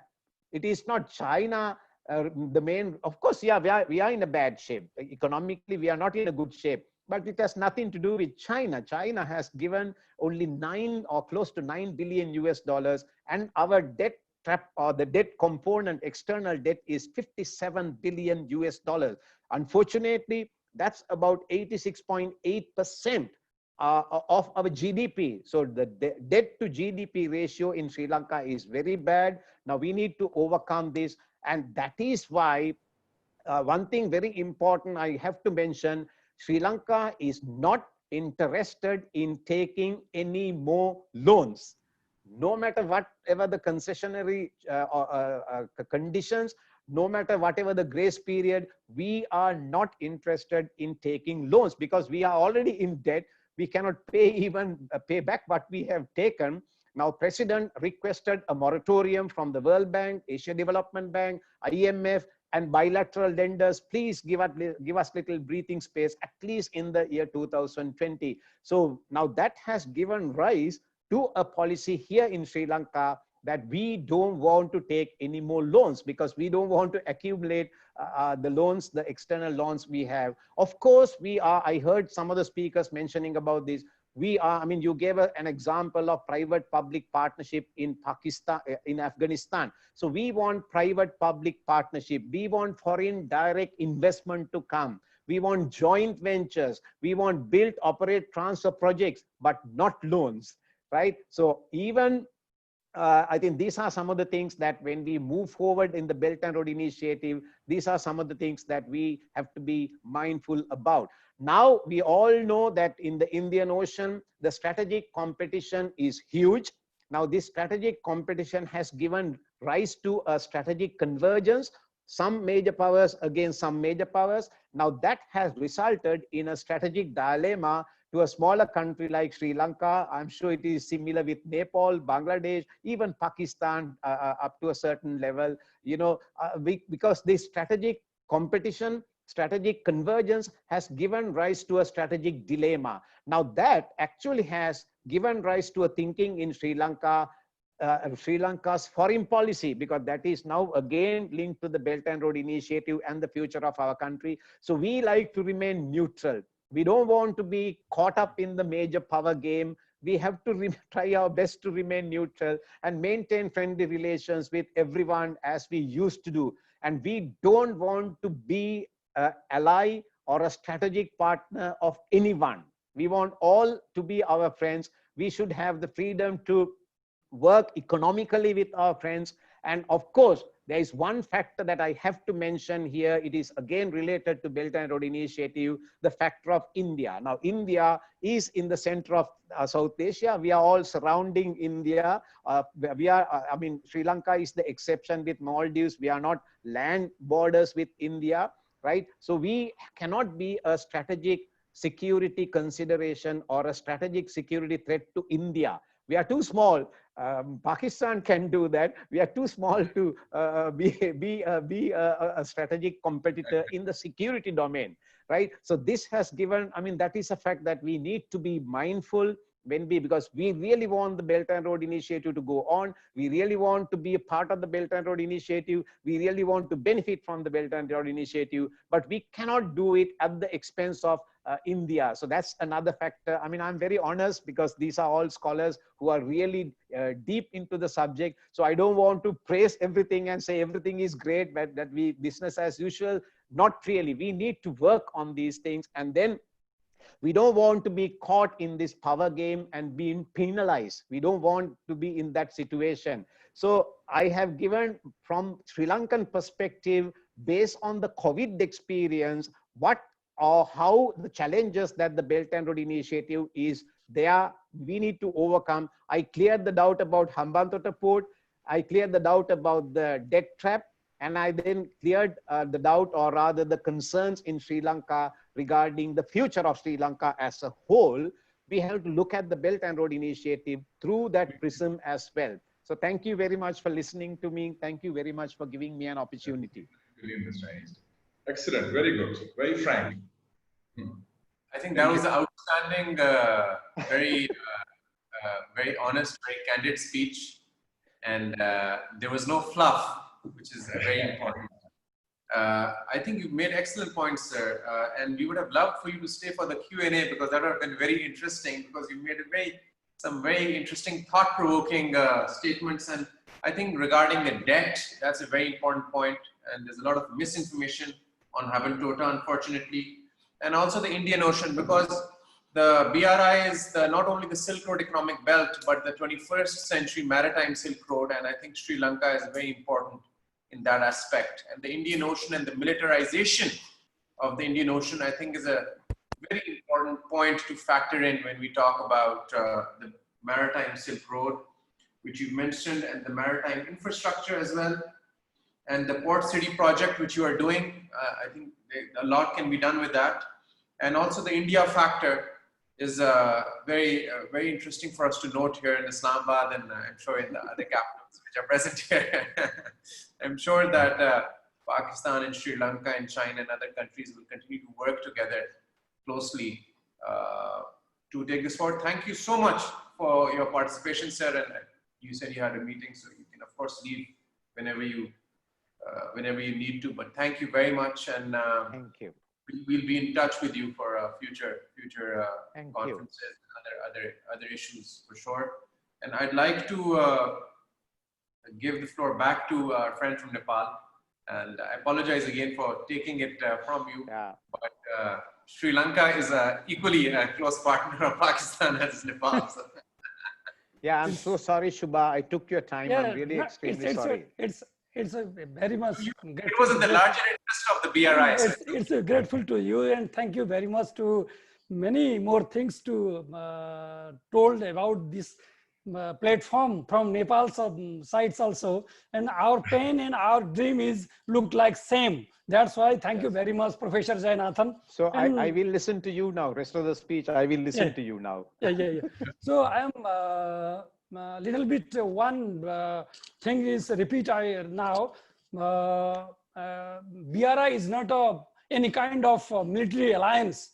We know every countries know, but some countries are portrayed about the military alliance. That is the different things. But South Asian countries who are the signatory country of the BRI, we are very well known about it. So I'm continuing my papers. So far its impact in other South Asian countries is concerned, without hesitation, I would like to mention that countries like Pakistan, Bangladesh, Bhutan, Vietnam, etc. For South Asian countries, BRI will be of great significance because China shares a 5,000 kilometer border with five South Asian countries: Nepal, India, Pakistan, Bangladesh, Bhutan, and Afghanistan. Some of the BRI projects have got momentum, like the China-Pakistan Economic Corridor (CPEC), the Bangladesh, China, India, Myanmar BCIM to Lhasa and Kathmandu, and the Sinhai-Tibet Railway connecting to Kerung, Kathmandu, and Kathmandu to Lumbini. These projects will certainly change the overall standard of people of the concerned countries. Nepal's development is possible through the agricultural development, hydropower generation, and tourism industry. All of them need transportation access. Nepalese farmers faces a several loss during current pandemic of COVID-19. I trust China will support Southeast Asian countries in combating current pandemic COVID-19 under BRI countries. My organization, Center for Asian Policy Research and Studies, is carrying research in the field of BRI as well better relation of South Asian countries as well as China. Very soon we are going to publish a journal about current situation. Therefore, I would like to advise all to be sincere in implementation and compilation of the projects. They will bring us together and provide us a good opportunity to share our common interest and experience. United, we can material our dream. Once again, I would like to thank the organizer for providing me this opportunity and expect the same programs in the days to come so that we can be more open and positive. I would like to extend my appreciation to Pakistan China Institute for organizing such an important program. And finally, before the COVID-19, I had an opportunity to meet Sri Lanka, to visit the Sri Lanka and Colombo. I have very much impressing over there what are happening in the Colombos. And last year I have paid the visit in Islamabad and some other places. I am very really impressed to cooperate and cooperation with China and going to be a development. That's why we are, and as a media person also me, we are initiating and every time knocking to our government to, without any hesitation, to cooperate with the China and very friendly nations to grow the development of Nepal and to upliftment of the poor peoples. That's why we are going to a new stage, and that's why all of us. And finally, I am thank you this virtual platform and share my views, and our pain and our dream is same. That's why we are now traveling in the same boat, but we are staying in the different locations. And in the Nepal, you know, very geographically very crux location. That's why now the very much interesting and debating in international arena about the Nepals. And already Professor Jayanathan describing so many things in the AMCC and Americans and Indian Oceans and BRI. It's a very bitter fact. It is a bitter fact. That's why Nepal is also not in the 3 years before scenarios. Right now, Nepal is very different situation and different scenario and different strength. We have to do so many things. We have to not know any hesitations, no any kinds of dependency to one nations. We have opened up to the in northern frontier to China and southern frontier already India and also as well as Bangladesh, and we are trying to open up to the Myanmar also. That's why Nepal's future is in our collectively effort. Coming future will be brightful. That's why thank you very much, organizer and Senator Hussain and Pakistan China Institute. Once again, thank you very much. Thank you. Very good. Thank you very much, Mr. Kandel, for your very passionate speech. And certainly, we look forward to having you here again. And thank you for your perspective on Nepal's role in the BRI. It was very interesting. We'd now like to welcome Mr. Huang Yui from China. He's a senior expert and research fellow of the Academy of Contemporary China and World Studies, and a former member of the National Committee of the Chinese People Political Consultative Conference, and also is now the editor-in-chief of the book of President Xi Jinping, Governance of China. So your topic, sir, is China's perspective on the BRI and what the challenges and opportunities are in your view. Over to you, sir. Thank you, Mr. Moderator. It's a really honor to be part of this forum, but I was sorry. I was a little bit late because of technical problems.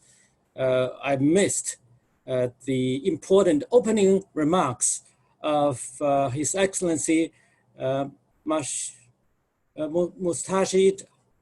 Hussain Saeed. Sorry, I missed that part of the forum. The discussion of the Belt and Road in post-COVID-19 is very important at present because Belt and Road, because of COVID-19, has acquired a new meaning and new dimensions. Of course, the pandemic has also raised some questions about BRI. One obvious question is what impact COVID-19 will have on Belt and Road. Will it seriously affect its implementation? Will it prevent the projects from moving forward on time? Or will the world opinion for Belt and Road be more complicated and unfavorable for the progress of the project? Indeed, some people in the West have suggested, I've read and heard that a couple of times, that the BRI is dead and dead forever. The reality is, you know, one of the benefit being the last to speak today is that I have the privilege to have heard the speech speeches by all the 8 previous speakers from 8 countries. And that has been a very good learning and rewarding process. So from your speech, we can tell that the project is going on and is very much resilient. That's the reality. Instead of falling apart, Belt and Road is gaining new ground in many areas, such as in embracing opportunities offered in a way, offered by COVID-19, such as developing public health cooperation and digital economy. The BRI is not only a policy meant to benefit China alone, but a product of great potentials of common development for all participants. The lifeline of Belt and Road lies in its function of connecting countries to engage in developmental programs through collaboration. It aims at greater good rather than self-interest. The projects that have already been launched have created jobs, improved infrastructure facilities, bolstered regional economic growth, and brought benefit to the life of the people in the region. And that's very obvious. Meanwhile, it has increased understanding between people of Belt and Road partner countries and fostered friendly feelings. Needless to say, COVID-19 has posed serious challenges, new challenges to the implementation of Belt and Road projects.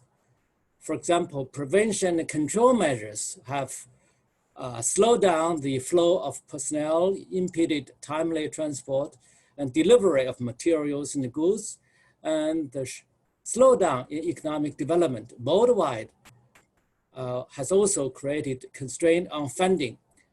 We've just heard the presentation by our Sri Lanka friend. You know, the COVID-19 does make people rethink about the economic development. Sporadic new cases of COVID-19, as we have just experienced in Beijing in the last month, often put people on alert and interrupt their work plan. So admittedly, it takes time for the return of fast and efficient movement of people and materials. For example, the pandemic has reduced the benefit of international tourism. Myself and several of our friends, we were planning to go to Pakistan as tourists, and we have to drop that plan. All these challenges are not to be unsurmountable, of course. People have been working hard and being very creative in overcoming the difficulties posed by the disease. The most serious challenge, however, is the antagonistic attitude held by certain politicians from the West, who have been equally creative in unpleasantly labeling the project with increasing tenacity. At a time of economic pressure, one of their pet theories, the theory of debt trap, has been promoted with growing energy. Some countries have been devising and pushing their projects to counter BRI. Still worse, I think, are the overt and covert actions of certain countries against partner countries along the Belt and Road. People must be vigilant against such attempts. Having said that, we must recognize that there are many other things that have to be done in order to keep the momentum of the Belt and Road project. One technical challenge, as I see it, is the language barrier. From 1980 to 2020, for 40 years, China was busy opening up and learning from other countries in virtually every aspect. As a learning country, we have trained thousands upon thousands of translators and interpreters fluent in major languages, Western languages, of countries with advanced technology, such as English, German, French, Japanese, so that we could make available in China what has been written and published and said in those languages. Now, with the BRI unfolding, suddenly we find there's a huge need of, growing need of people who can work between Chinese and languages spoken in much of Asia, Africa, even Central and Eastern Europe.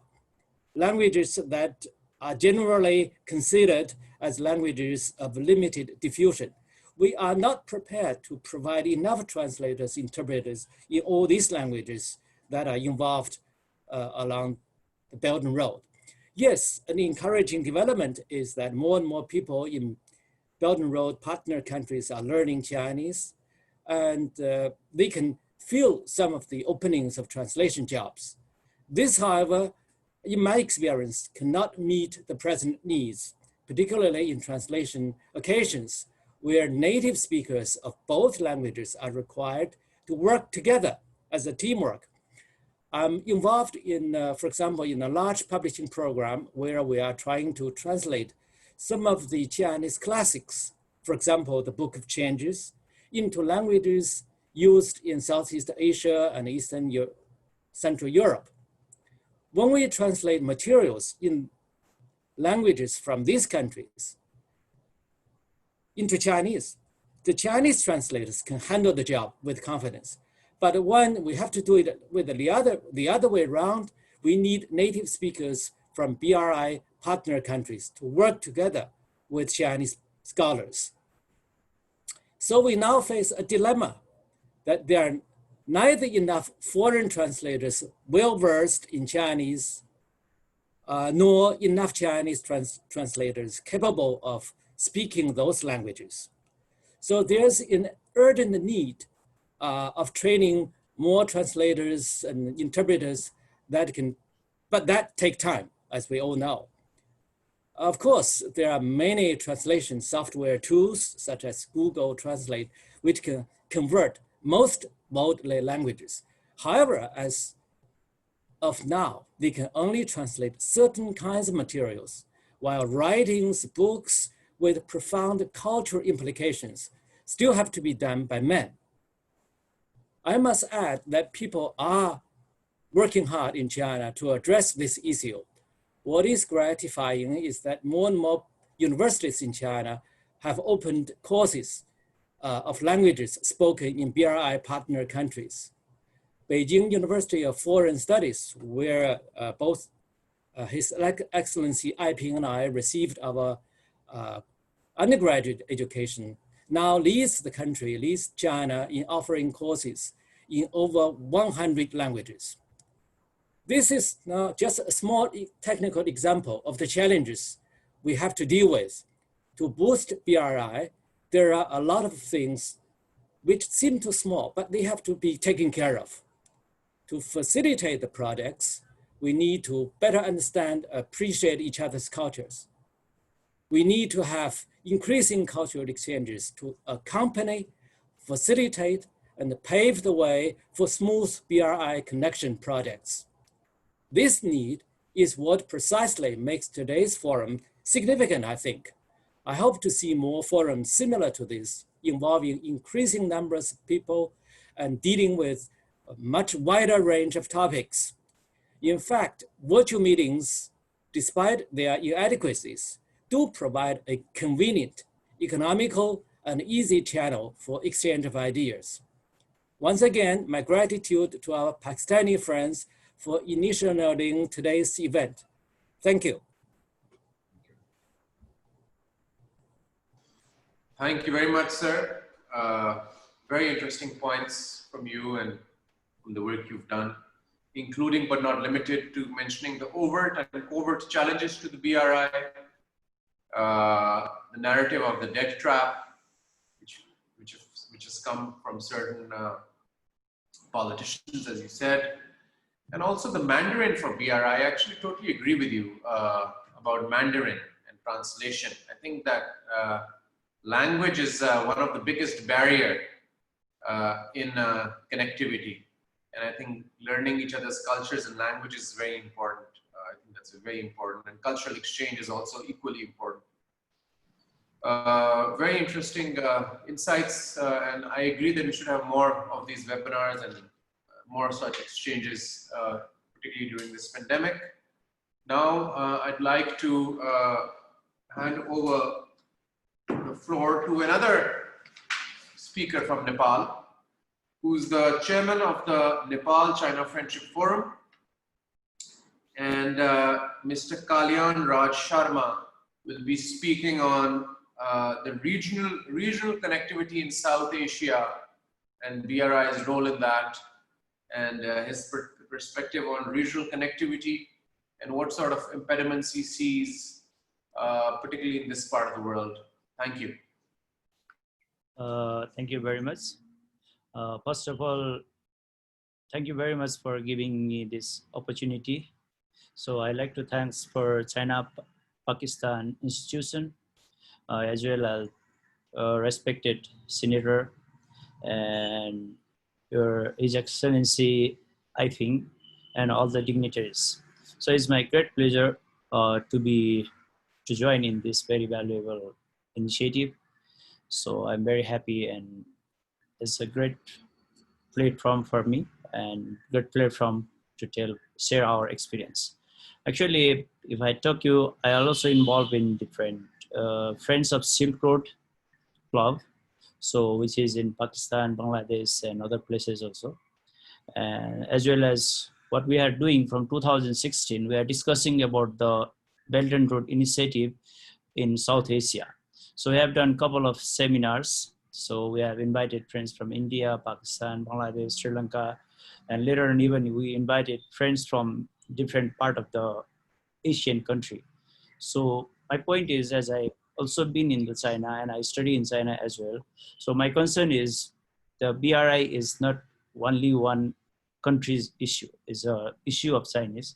So whenever we talk, I always remember one Chinese diplomat's words when we have, I forget her name, but there was, I tell her, BRI and China is thinking always in the three togethers. Definitely just now, Mr. Wang Youqi also tell we think together. So I always think about her, this statement. China is always committed for the plan together, design together, and implement together. So if we think about the BRI, this is the plan of everybody. It's a global community. So whenever we hear on the speech of the President Xi Jinping, and he always talked about the humankind, not only for the China, not only for this particular nation, and not only who is close with China and who is far, because he's thinking one step further than other people. So what I can think, the Chinese BRI project is a China's process of the globalization. So what we're thinking nowadays, America is first, but China is saying we are together. So it's not who is first, but it's thinking together, work together, and share benefit together. So in this context, what I'm thinking about the South being a South Asian country, actually we have very essential of the BRI project, because as we have seen in China, before we used to think the high technology is in German or European country or some developed country, but now all the technology is in China. So what we need, if we want to use the technology, we can work with China, and China is now ready for the sharing his technology by BRI initiative project or whatever. So what we are Asian people, particularly if we talk about the South Asian people, we have big demand of the infrastructure. So we are always lack of the infrastructure. If we see in the monsoon, we have huge flooded, we have a lot of landslide and a lot of things. So we have big gap of the infrastructure. If we have good infrastructure, such a big populated South Asian country, we can have much better cooperation together. So second thing, what we can do with China is also working with Pakistan as well, Bangladesh, as well Sri Lanka.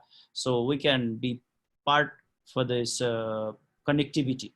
So this connectivity is definitely for us is very important. As my previous conference, I have also invited many Indian scholars.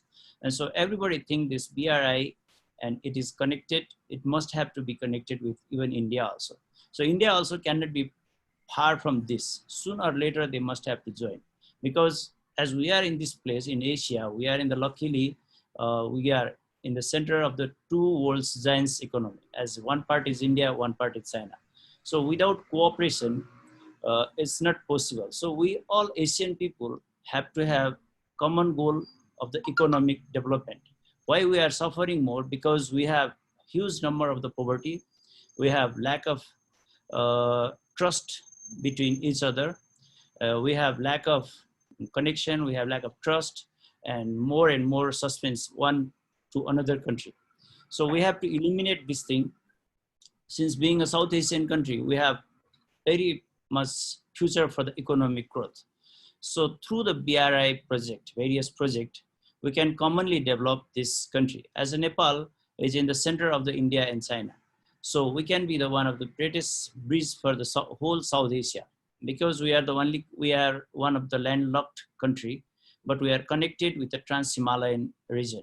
So actually, if you see in the Trans-Himalayan region, is one of the world's most beautiful area, most fruitful area, but we are a lot of poor people also we have, a lot of poverty also we have.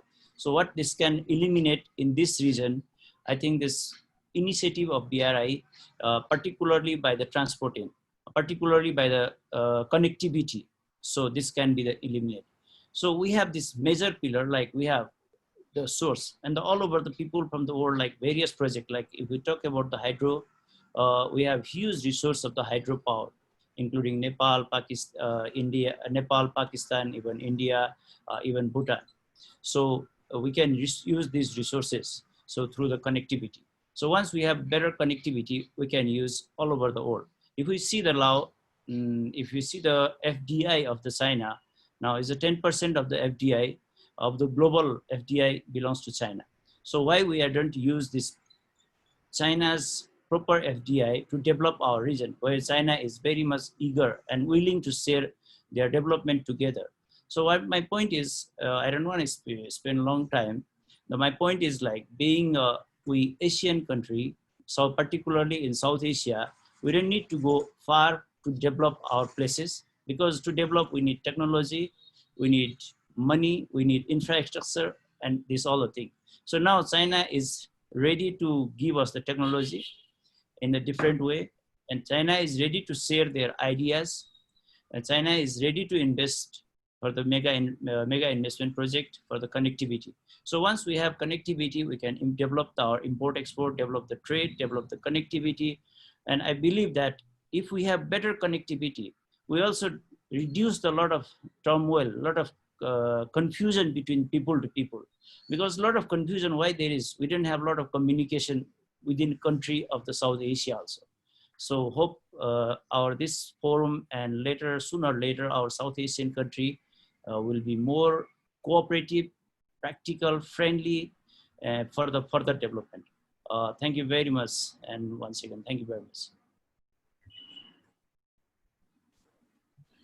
Thank you very much for your very upbeat speech. And I agree that we have to have an inclusive approach when it comes to dialogue and discussion. And I think that South Asia is a great example of cooperation, multilateral cooperation under the BRI, particularly in the form of the China-Pakistan Economic Corridor, and of course, coordination and cooperation of BRI projects in Nepal and other South Asian countries. And in East Asia also, apart from Myanmar, Cambodia is a great example of BRI cooperation. So I'd like to hand over the virtual podium to the moderator for the question and answer session, Mr. Sikandar Shah. And people can please send their questions to him, whoever wants to ask, and also the speakers can contribute and ask questions or even comment. So over to you, Professor. Thank you, Mustafa. Greetings to everyone. I would like to specifically thank Senator Mushahid Hussain Sayed and Mustafa for involving me in this initiative. I am the director of the Chinese Center of Legal Studies at the Lums University, and we are a premier hub and we focus on academic research on China, and also now increasingly on BRI. I think I just wanted to firstly say that I think this has been an excellent, brilliant conference, and it's been a source of immense learning for all of us, with the distinguished speakers and the honorable excellencies. And I think that I see a common theme developing in terms of our focus on enhanced cooperation, common challenges that we are all facing, the focus on inclusiveness, the economic, diplomatic, and human impact of BRI, and sort of now also with COVID in the picture, and the focus of, and we all feel to agree, we all seem to agree that there needs to be an increased focus on health cooperation, because this was not initially envisioned when BRI was in the process of being instantiated. I also felt that all the speakers raised excellent points. Each brought their own perspective.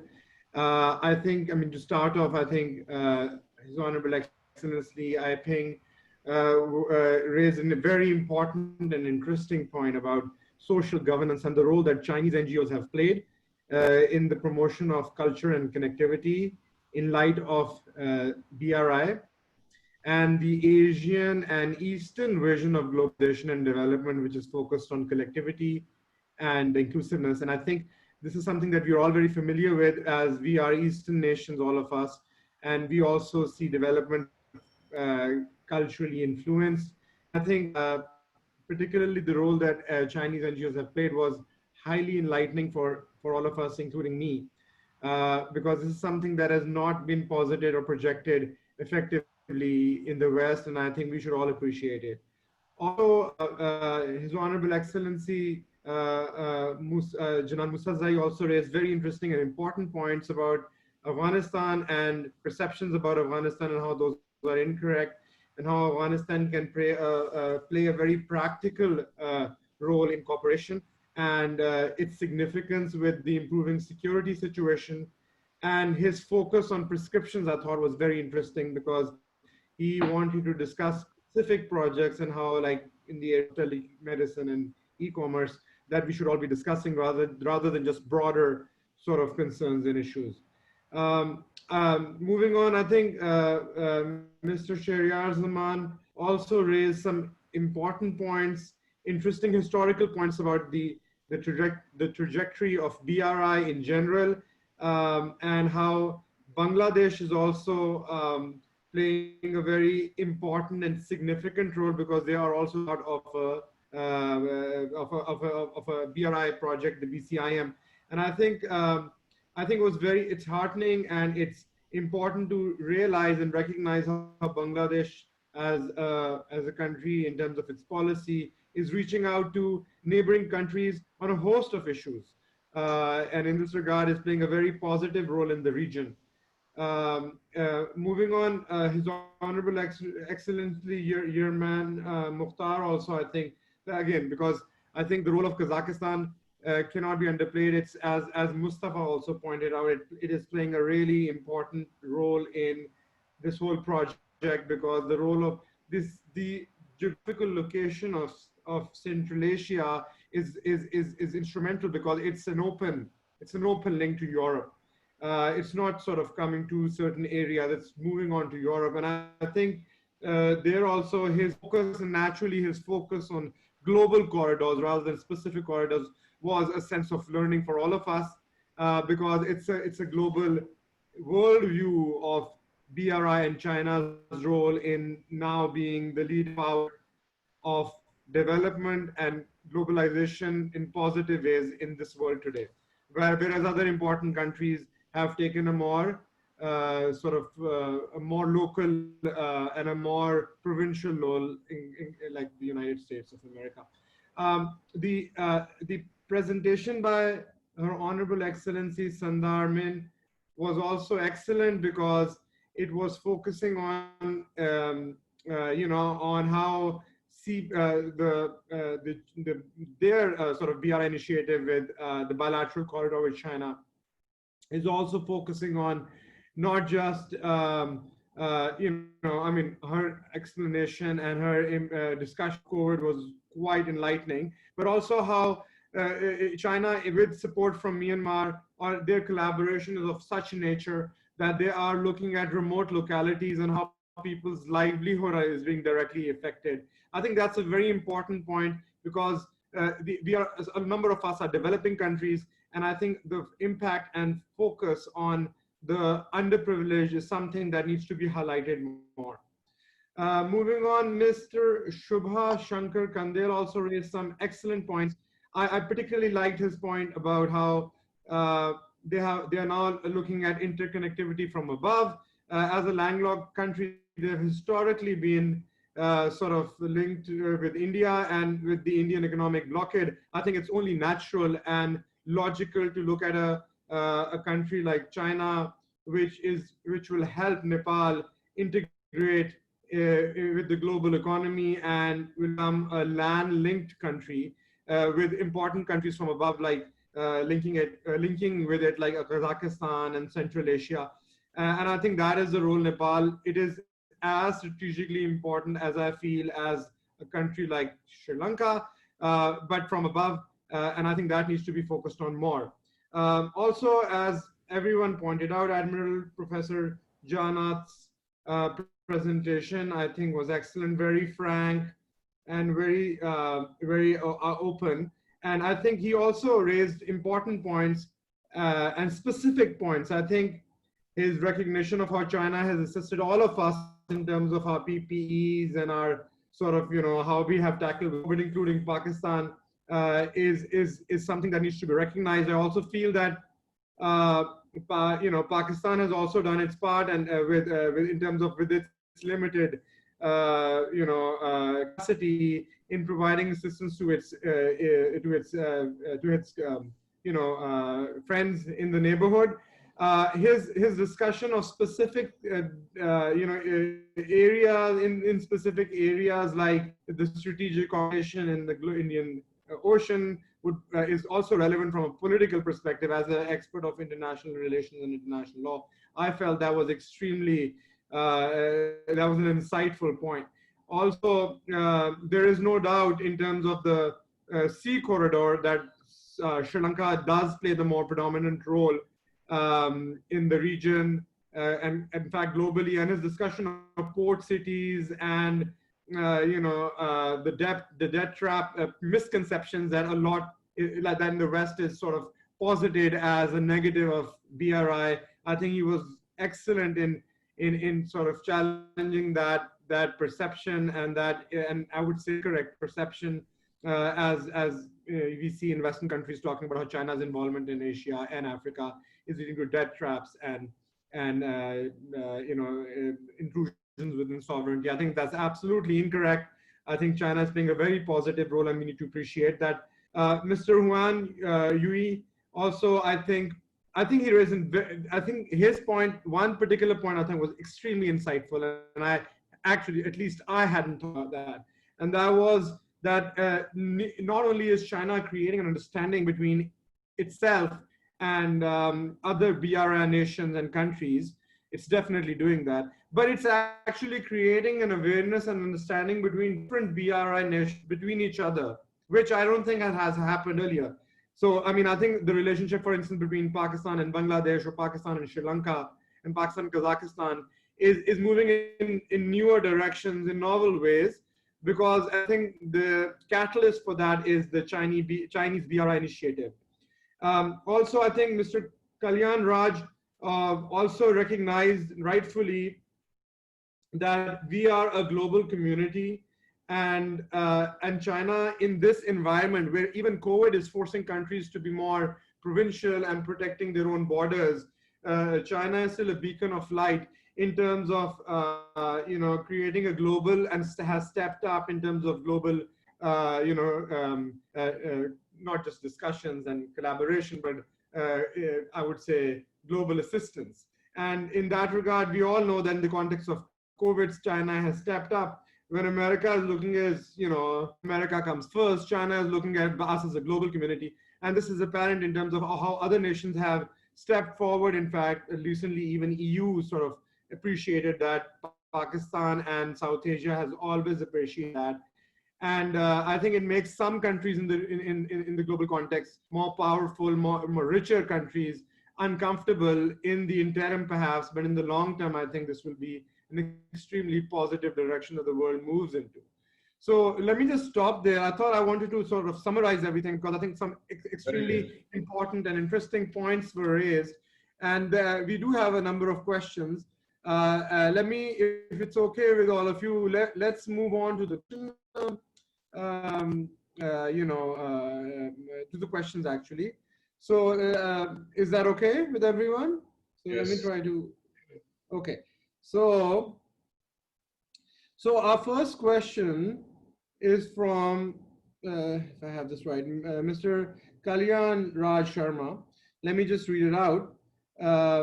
My question is that the debt trap theory, which our Sri Lankan friend mentioned, seems to be pounded again and again in the Western media. I wonder how wide it has spread in countries represented here. Is there much echoing of it in the local media? The question is for Mr. or I don't, it's from, I think it's for Mr. Huan Yui of China. No, I'm sorry. The question is from Mr. Huang. Oh, I apologize. Yeah, sorry. The question is from Mr. The second question is from Mr. Kalyan Raj. Sorry, I'm not very good with technology. Yes, so the question is from Mr. Huan Yui of China, and I would, I think it's their general question directed to all countries in the region. If someone wants to answer that.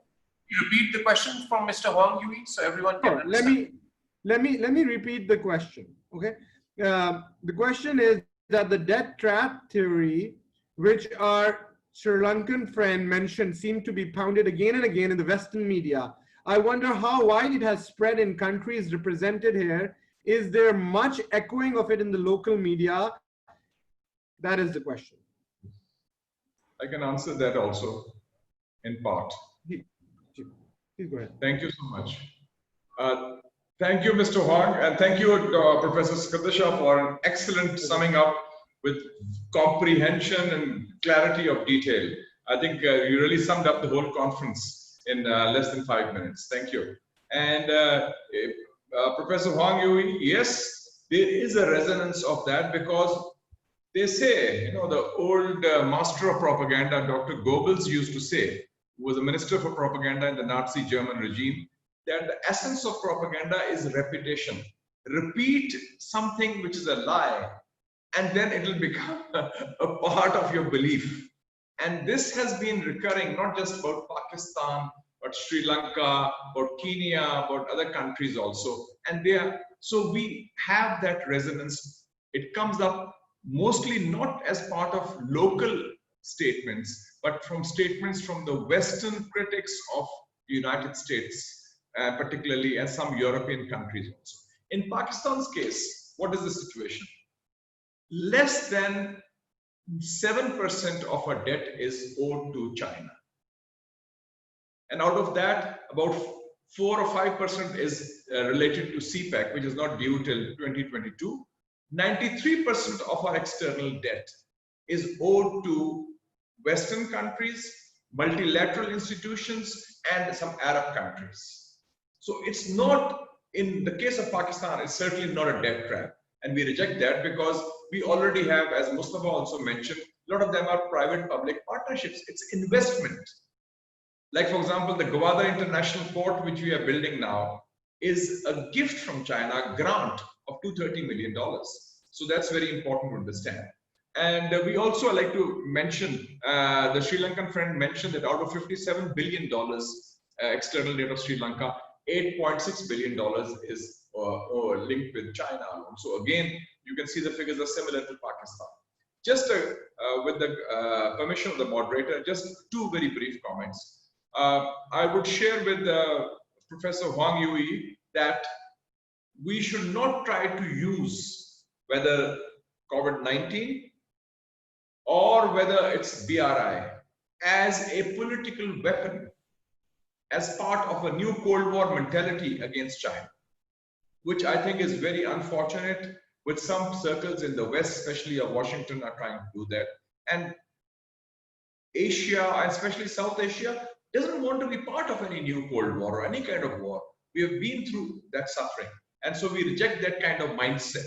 Maybe it suits the election campaign in the United States, unfortunately. And it's contrary to facts. And even today, you can see the statement of the FBI director in America, where it says China is the biggest threat and so forth. So it reminds you of the Soviet Union days, One other point I'd like to mention, which is mentioned by our friends, Mr. Shobha Shankar Kandal, also Mr. Kalyanji, also share, and also Professor Jayana, about India.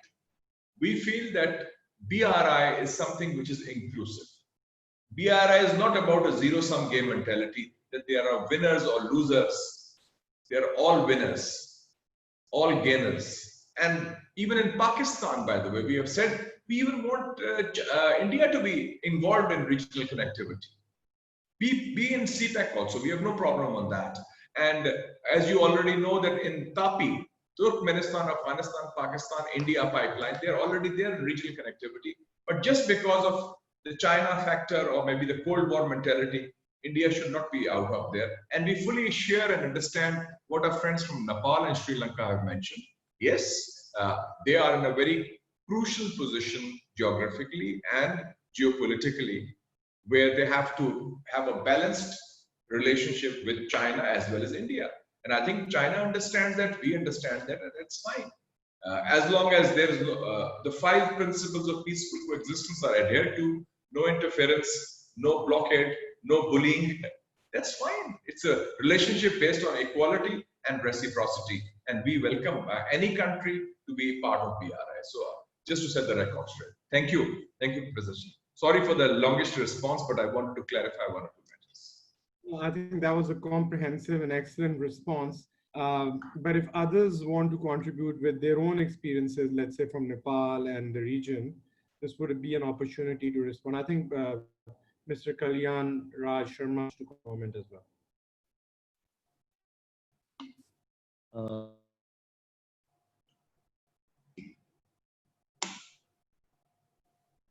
I think there are two things everybody has to be clear. I'm not doing any propaganda for China or anything. This is what I have thought and I have seen.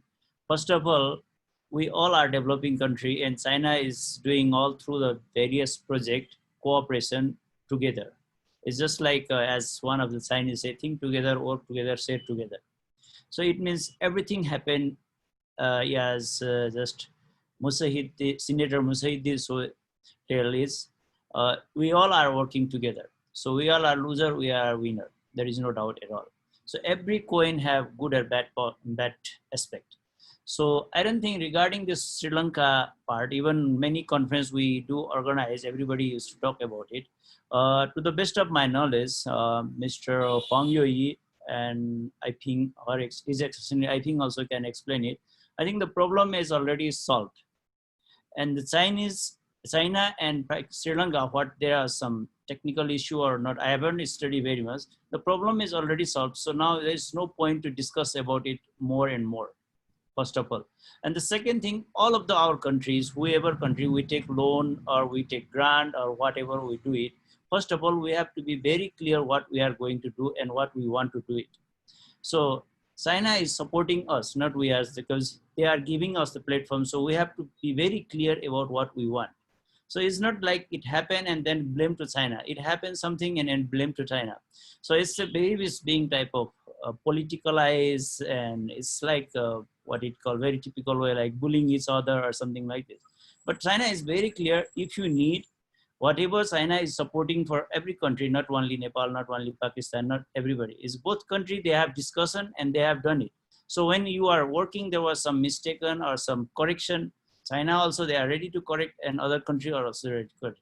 So I don't think now we have to discuss more and more about the Sri Lanka, this issue, because the problem already solved. And as even just now, friend from the Sri Lanka, he has very clearly tell what is the issue. So I think this is just the political agenda only for the various country or those Western country. Thank you very much.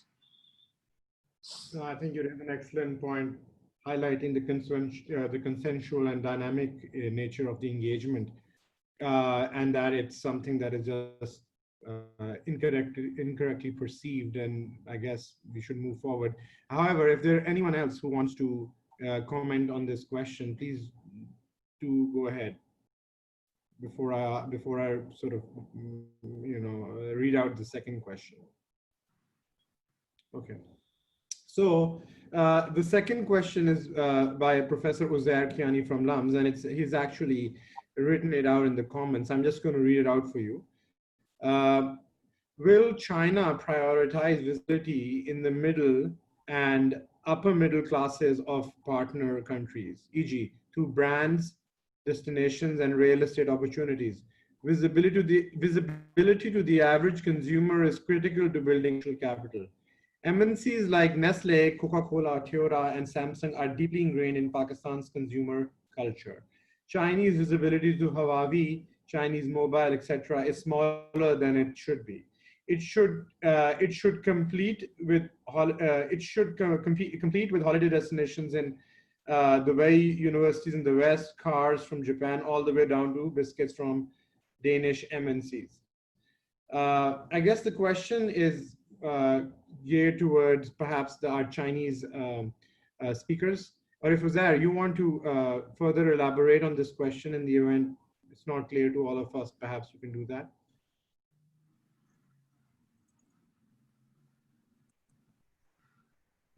Hi, yeah. I think it's geared toward FTI, but even though there is a great deal of so China has more foreign direct investment now than virtually any country in Pakistan, but the visibility of it to people who day to day vote with their wallets, right? So I think a lot of social capital that comes that makes partnerships so much more sustainable, regardless of political conditions and so forth, is just the names and the brands and the things that you see day to day in front of you.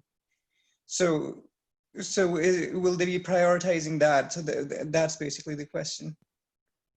Who question directed to? Yes, either of our excellent Chinese guests.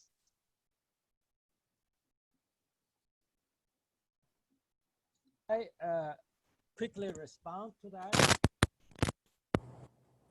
I think that's a very good question, and we should take that question seriously. Branding for China, not only toward the upper middle class, or to any part of the market, is not what we do best, in my opinion. And not only in terms of commercial not only commodities, in terms of promoting Chinese culture, we are not good at it. And that's where we have to learn through the Belt and Road Initiative, working with people outside China, learning from advanced countries and taking advices from people in Belt and Road partner countries. And we can improve and build our ability in that area. And actually, I think that's a very good topic for future virtual meetings. Thank you. I think that was excellently answered. Let's move on to the next question, which is actually from me, and it's an open-ended question for all of us to contemplate and think about. And the question is, let me just read it out. There are a variety of socioeconomic challenges that have emerged during the pandemic due to lockdown protocols and social distancing measures, resulting in the apparently slow progress and process of BRI projects. How can China, in cooperation with other BRI partner countries, ensure sustainable work and development while meeting project timelines? This question was sort of discussed in terms of in general terms, but the question is more specific, asking for certain prescriptions. So my question to my Chinese colleagues and others as well is exactly this question: that how can we move forward with BRI in light of the challenges that the pandemic poses for us in terms of specifics, in meeting our deadlines?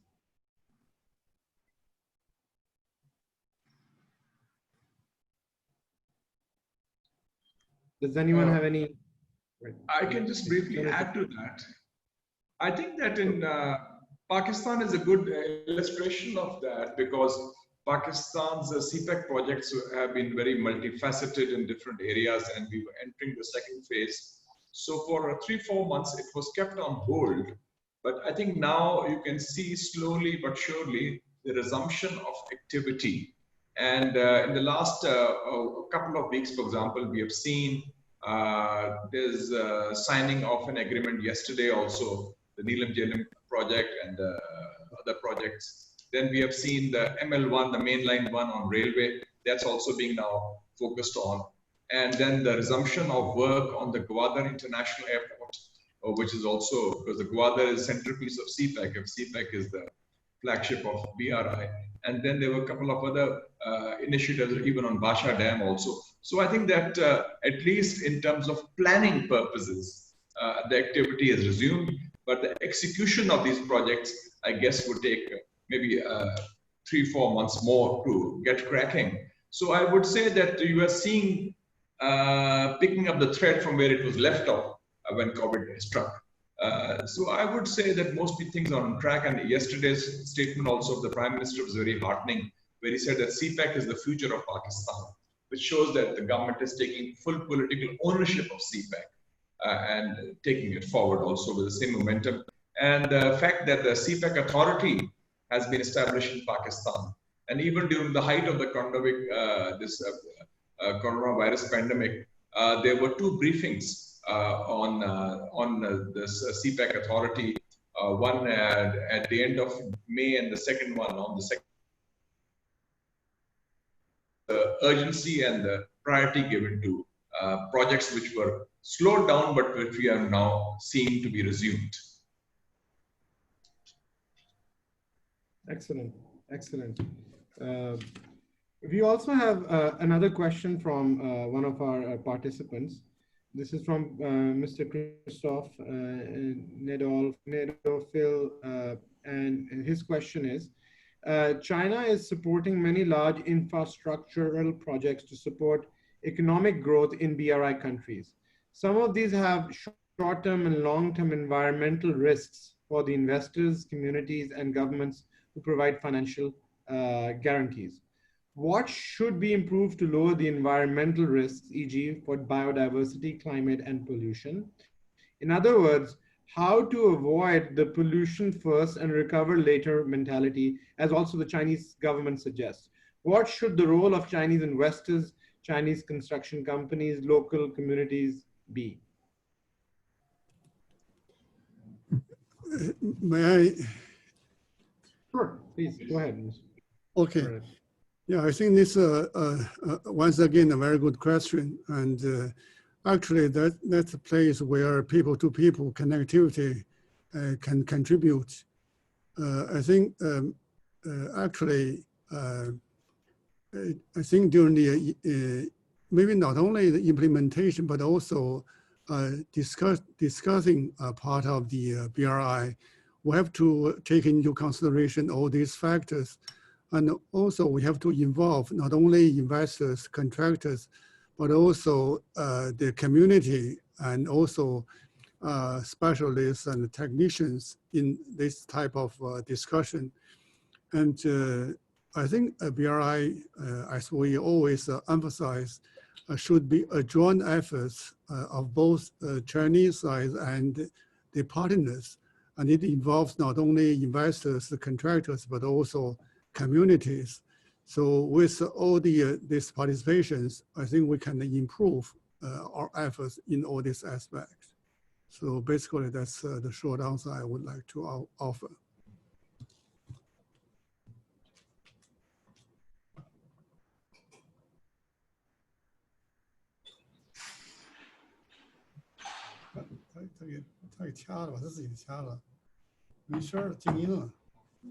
Sorry, I thought I was, sorry, I think I got muted.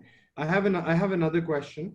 It's a specific question perhaps, but it would be seen in as an example of a broader question.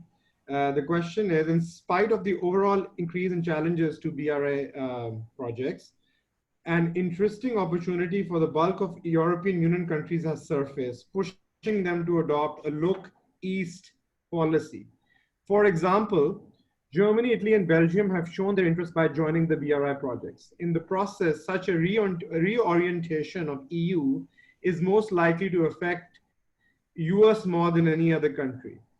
According to us, what kind of benefits can such an arrangement accrue in terms of economy, trade, and military cooperation between EU and China in the context of the BRI network. So the question is pretty much the relationship between EU and China in the context of BRI. How will that flourish in the coming sort of years?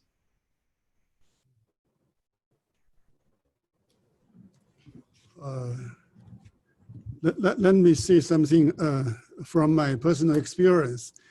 Maybe it's a pity that now the UK is leaving EU. But before that, I paid a visit to the UK a few years ago, and I discussed the possibility for the country to participate in BRI. Actually, both I myself and my host in the UK saw a lot of opportunities.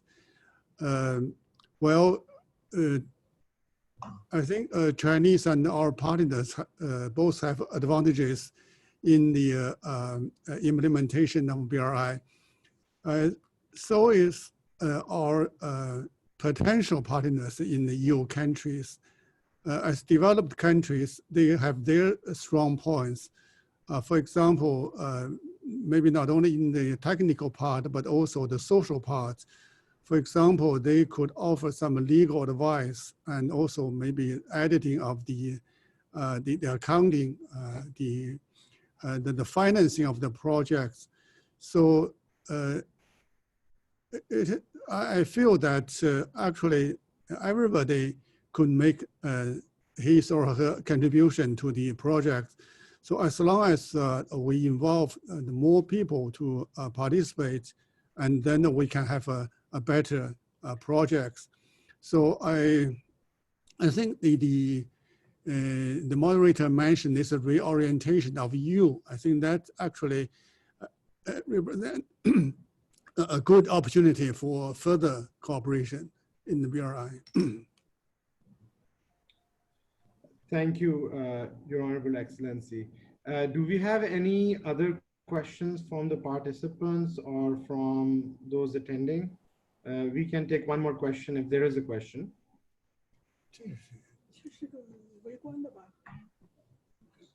In that event, again, I would like to thank all of you for contributing. And as in terms of my own experiences, I think this is one of the best conferences that I've attended on this issue, this important area.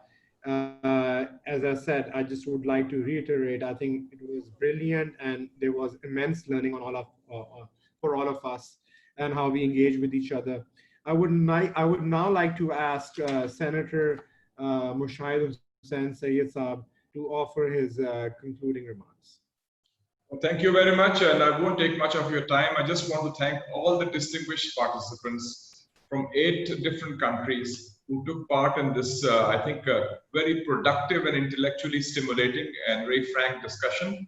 And I also want to thank the team of the Pakistan-China Institute led by Mustafa, as well as Professor Skandar Shah Sahib, and the team included the webmaster Shumaila, as well as Hassan Abbasi, who helped out, and also the distinguished participants from the countries. I think 3 or 4 major takeaways I'd just like to briefly mention. COVID-19 is a common challenge to humanity, superseding any considerations of country or class or ethnicity, and it has to be met collectively. And this challenge underlines also, when we talk of BRI, the need for closer cooperation, closer connectivity, both physical and intellectual and otherwise. And I think that there's a consensus that BRI, the Belt and Road Initiative, which I mentioned is the most important diplomatic and developmental initiative of the 21st century, is the way forward. But it brings together all of them on a similar platform, with each country gaining from that. And also, I think one caveat in that has been there, that in this world where we are becoming more globalized, more interdependent, and as they said, that the landlocked countries want to become land-linked, like Afghanistan and Nepal in our case, and BRI gives them that opportunity. There is absolutely no scope or no room for a new Cold War, or a Cold War mentality which talks of xenophobia, which talks of stigmatizing countries, stigmatizing countries or demonizing countries. So I think it's important that this cooperation be there above any political or ideological considerations. And I think that today's platform, and this is what the Pakistan-China Institute is all about, bringing people together on a similar platform to put further. We have done it in the case of Pakistan's political parties, because CPEC is one issue which is above any government, above any party, where people, all the political forces cooperate. And I think this is what we can do at the international level through the BRI. And I feel that all the distinguished participants who were here, we came here to listen and learn, and we learned a lot. And I thank all of you. Stay safe. God bless. Look after yourselves and your families and friends. And when the dust settles, we shall even meet in person. But anyway, the virtual meeting was good. We see each other, and we know we are in good shape, and look forward to a better tomorrow for not just Pakistan or China, but for the entire region and for humanity as a whole. All the best. Thank you very much. Thank you. Thank you very much. Thank you. Janab Musazi Saab, thank you, sir. Bahut meherbani aap. All the best. Thank you very much. Thank you very much. Thank you, everyone. Thank you very much. Bye-bye. And my dear friend Iping, more power to your pen. More books from you. Okay. Thank you. Shah Saab, stay safe. All the best to the family. Thank you. Okay. Bye-bye. Assalamu alaikum. Thank you.